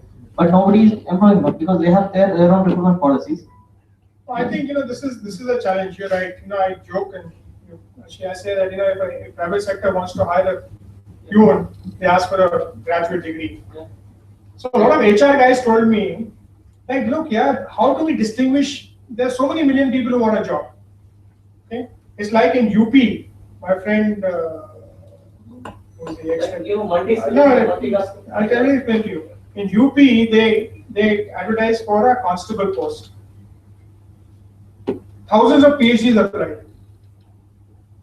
Okay, because they feel like UP constable is a secure job, etc., etc. Get there and forget everything else. So one is this whole security of government employment and the power of being, let's say, in the IAS or civil service in certain parts of the country. And the other is that the uncertainty of a private sector job, right?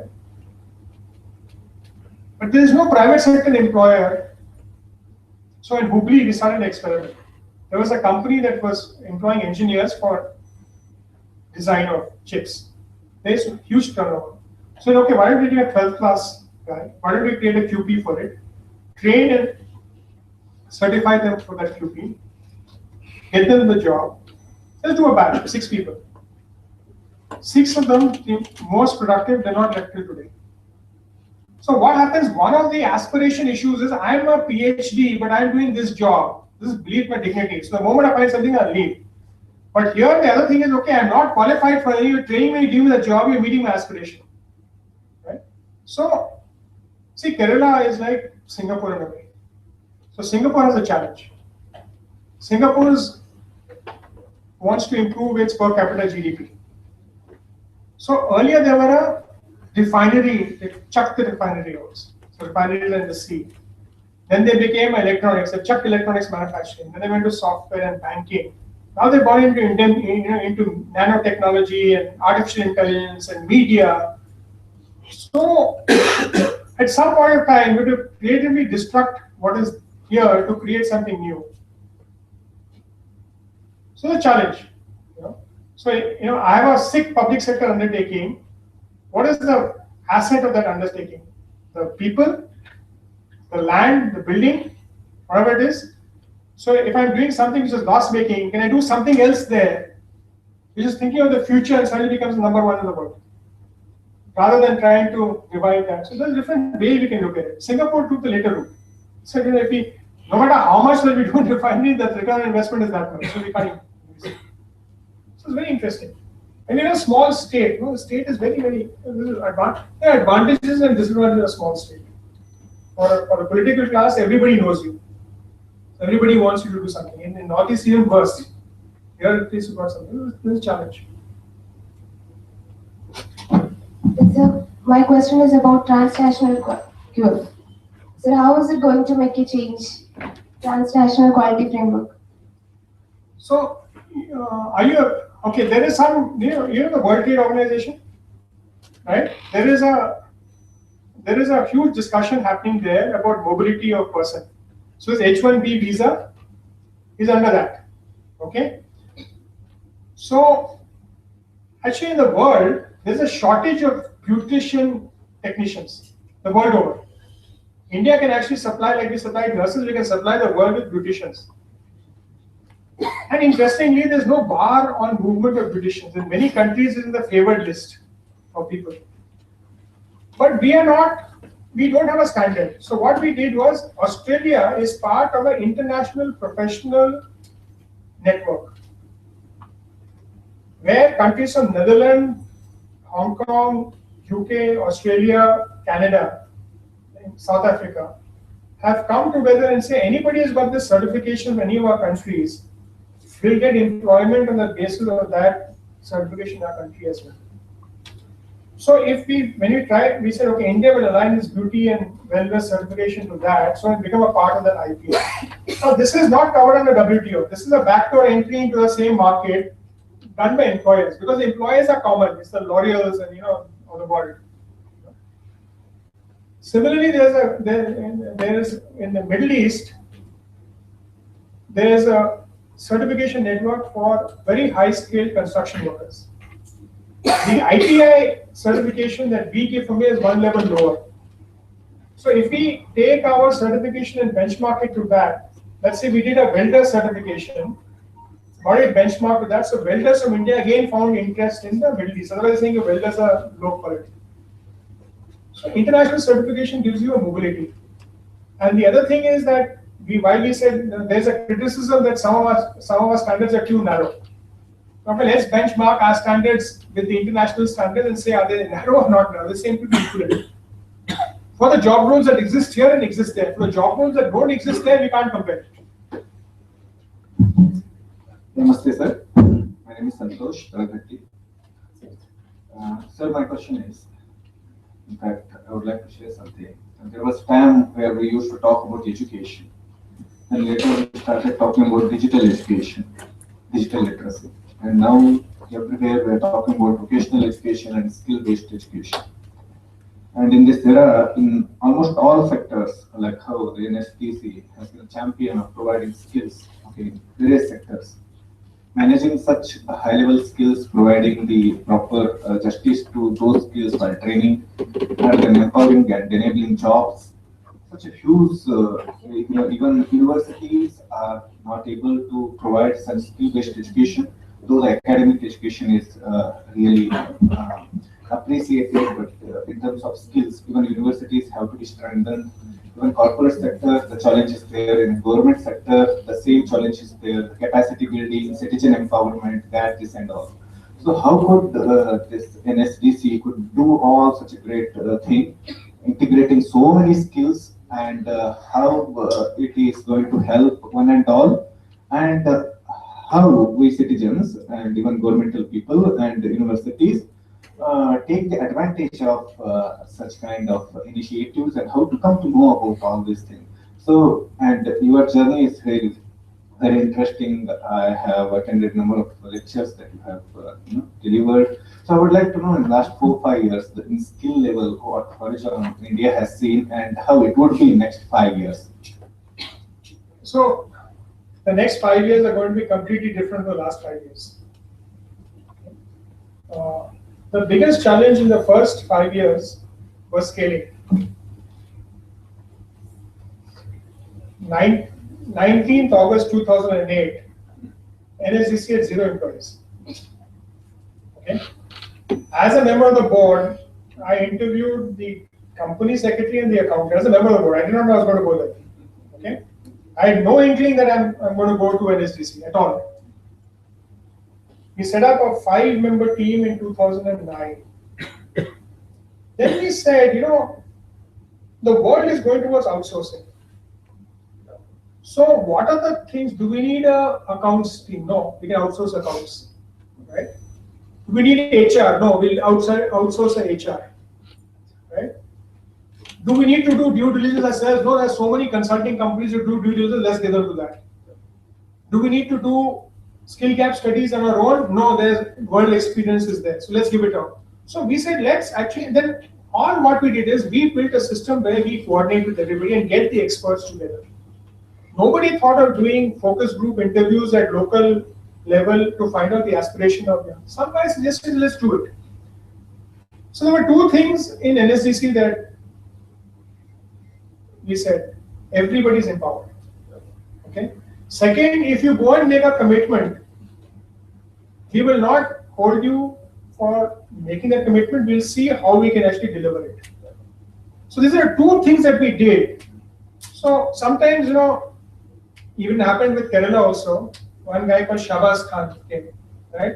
First call I get, why is Shabazz coming here? What is he in? He's empowered. He took a decision, we followed it up.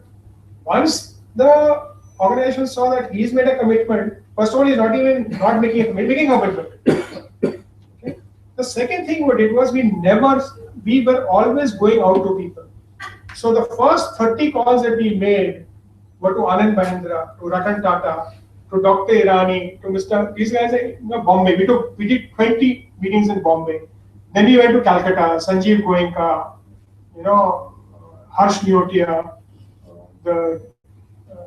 all the Marwadis that we went and met. Similarly in Delhi, we went out of the top 116 cities in the first 3 years, NSDC had covered all. And we had met people from there. Every sectoral association that was involved in the Sector Skill Council was met by 3 or more people from within NSDC. So this was actually creating a rapport with industrialists. So he went and said, look, you have a problem. We'll solve your problem. We don't want anything. We are here to solve your problem. So that is the way we actually. So industrialists are very selfish. To your point, right, Arun? Right. So we have to actually show what everybody asks. What's in it for me? You're having a problem with retention. You're having a problem with finding people. We can help you, but you got to help us. So a lot of our training partners initially had the HR heads actually go with their people in the mobilization. That's why initially our placement rates were higher. But when people started scaling, not that the HR guys weren't available, they were available, but our guys got cocky. We know what to do, we are better, we can manage the system. So they have to relearn. That's the issue.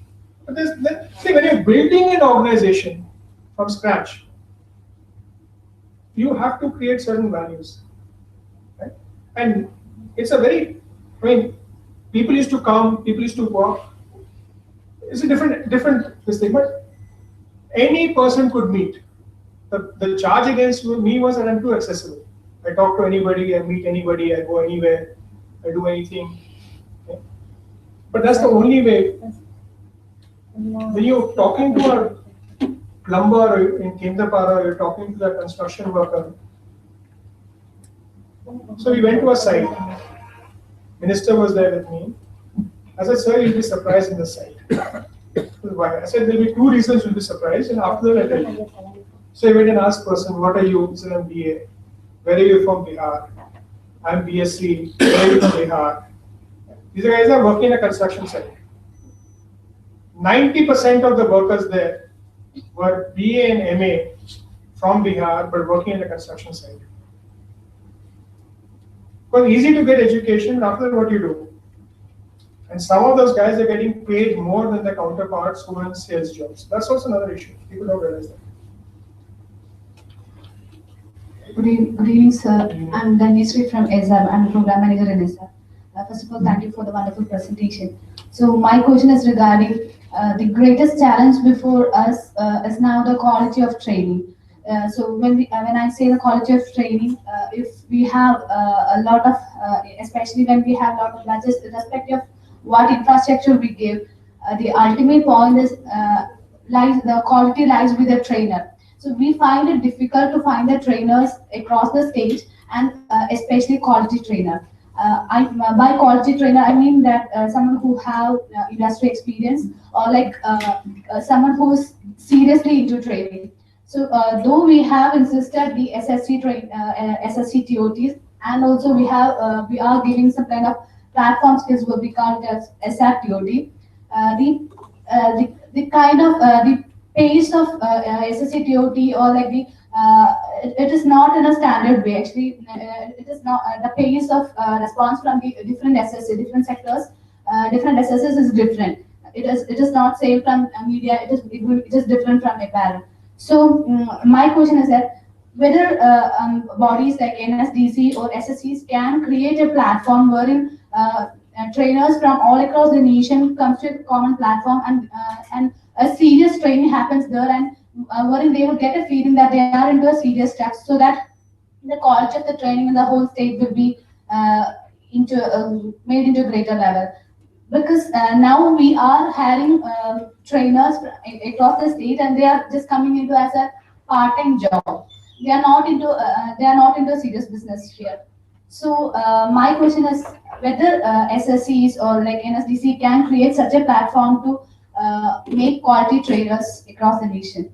Okay, so I'm going to answer this question very differently.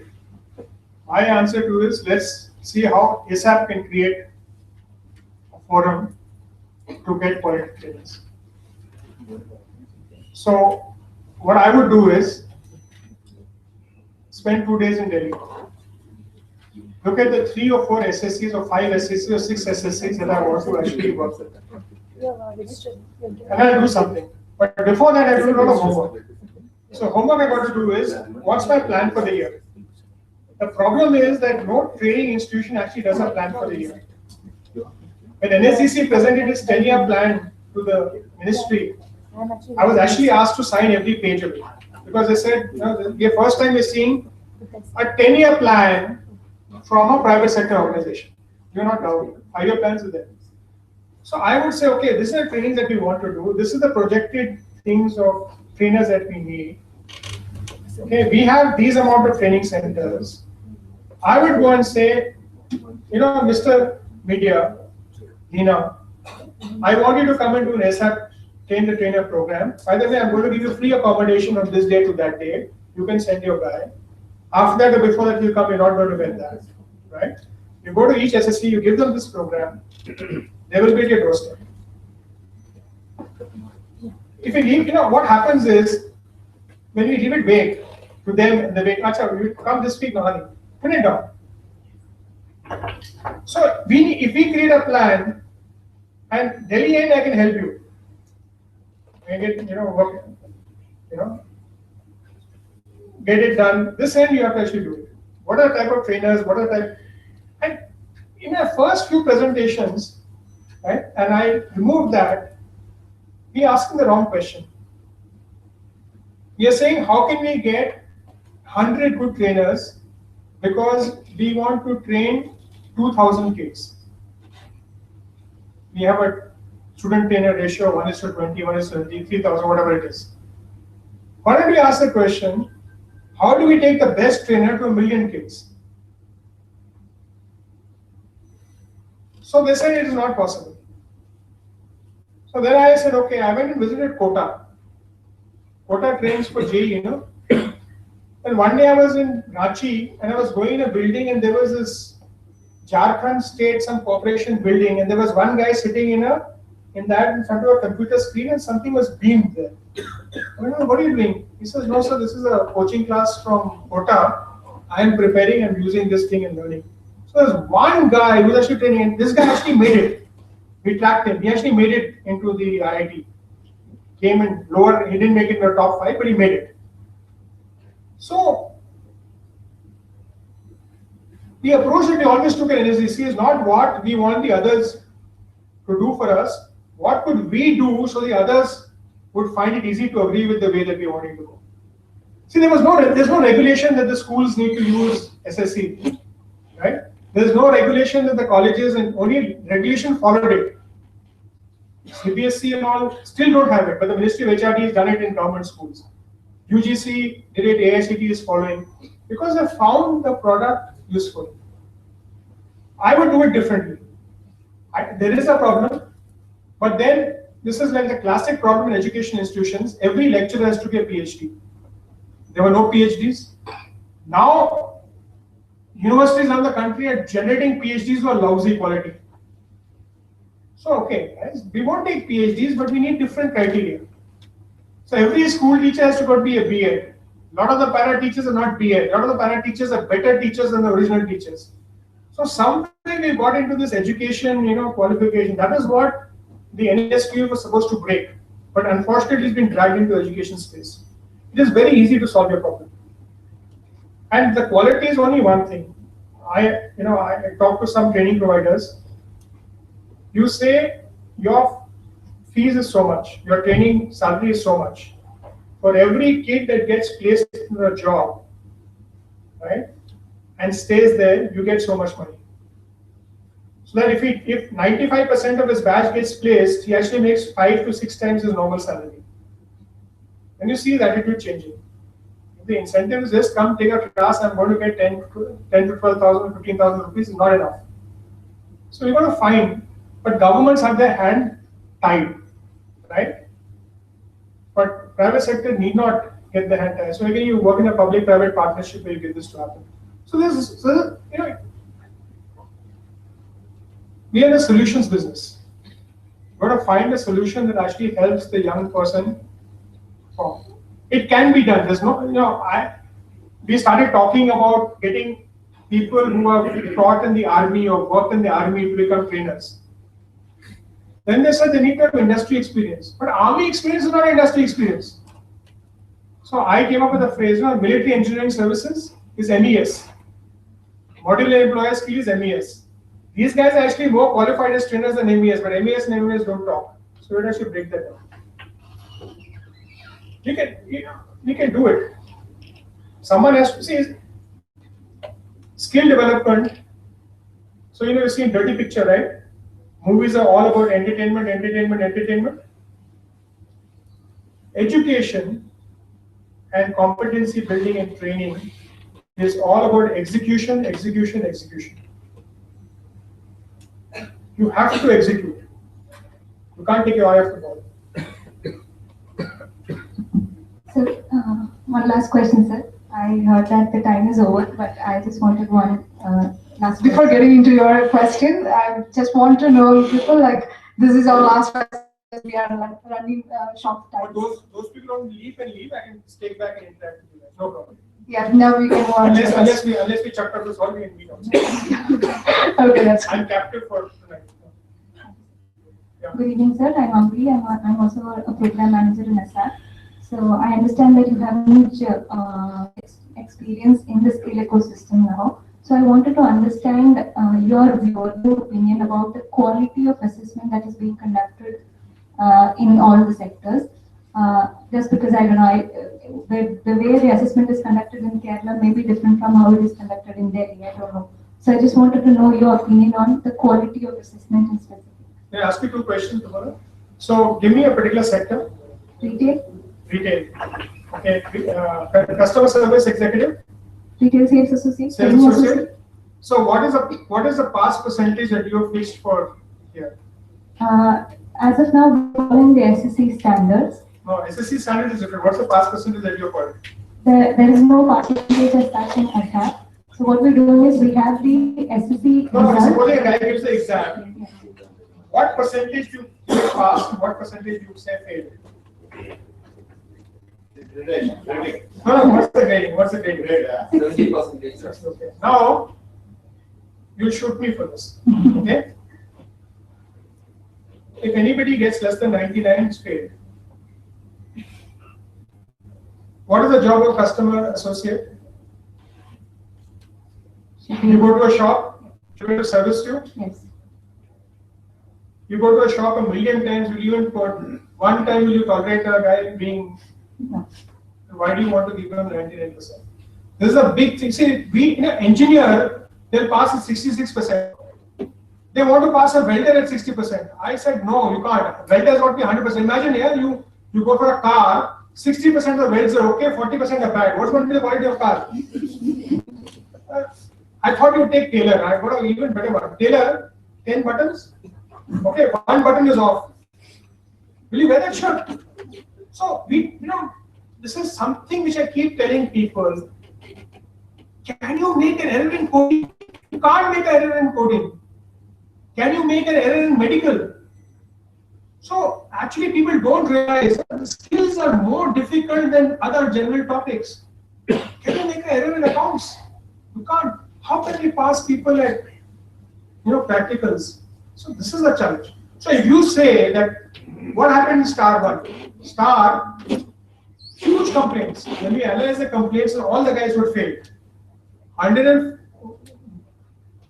14.3 lakh people enrolled.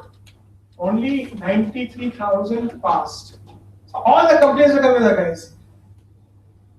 So the level of assessment, you can actually do it. You can sit with James and his team there and actually make it happen. You should not. So once you let the students know, the students will be more serious. That's the thing. The problem here is with I've been dealing with retail sector for the past 3 years, and my question specifically was because in the first year when the assessments did happen, the person who was sent as an assessor, we did not really have assessors in Kerala in the first year, maybe 14, 15, and the assessor came in from Tamil Nadu. And to be very frank, that they forget about how to conduct the assessment. The assessor did not even have, say, 1 year experience in retail. So that is where my concern is. So there are two problems in the whole skill ecosystem. The previous scaling. So we were wanting to create these new assessors. So Pearson and City and Guilds came and said, no, we have assessors. So NSDA created a meeting. City and Guilds is 74 assessors. So you're saying 74 assessors? Pearson said, no, we have an internal assessment. We don't have external assessment. So So the challenge is we need to build SSS, right? What you should do, you should say we want to have a meeting with the SSS before this assessment. We've done that. Yeah, so that is done. That's computer based, no? The assessment is based, right? There are two, one is written and the other is Viva. So we can opt for. Viva is a practical, right? It is supposed to be practical. You can see that, no? No, it will be practical. You insist on practical. See, you can design your own test and ask a third party guy to do it. I mean, most detailed testing guys have that store, you got to pick up from a store and put it here. Simple. Read labels. It's very, very simple. See, unfortunately, for most of the sectors, in my first 1 year, I only did jobs. I welded, I done a carpentry, I done retail. I did most of the courses, the first 4, 5, 6, 7 courses myself, trying to understand. So you should also do it. There's nothing. I mean, there's good fun learning. It's really learning. And then you know how to assess. You know how to do this thing. By seeing a student walking into a classroom and seeing how they attend, the guys who are good and bad. You get that level of expertise. Don't pass the guys. The ministry is used to pass the percentage. Earlier it was 90, and they brought it up to 70. Now they brought it up to 50. Just because DGAT is 50 doesn't mean this has to be 50. Don't want that. And this is what you guys need to articulate. You got to say we will not. People don't understand. It's very low. I'm extremely sorry. We are running really short of time. That's why we have to wind up right here. And I'm sure he will be available for some more time. So some of you have still some questions within you, like different dimensions in skilling. We'll look to him. Like you can personally meet him and you can raise your queries. So I would like to call upon Ms. Alima for the delivery of vote of thanks.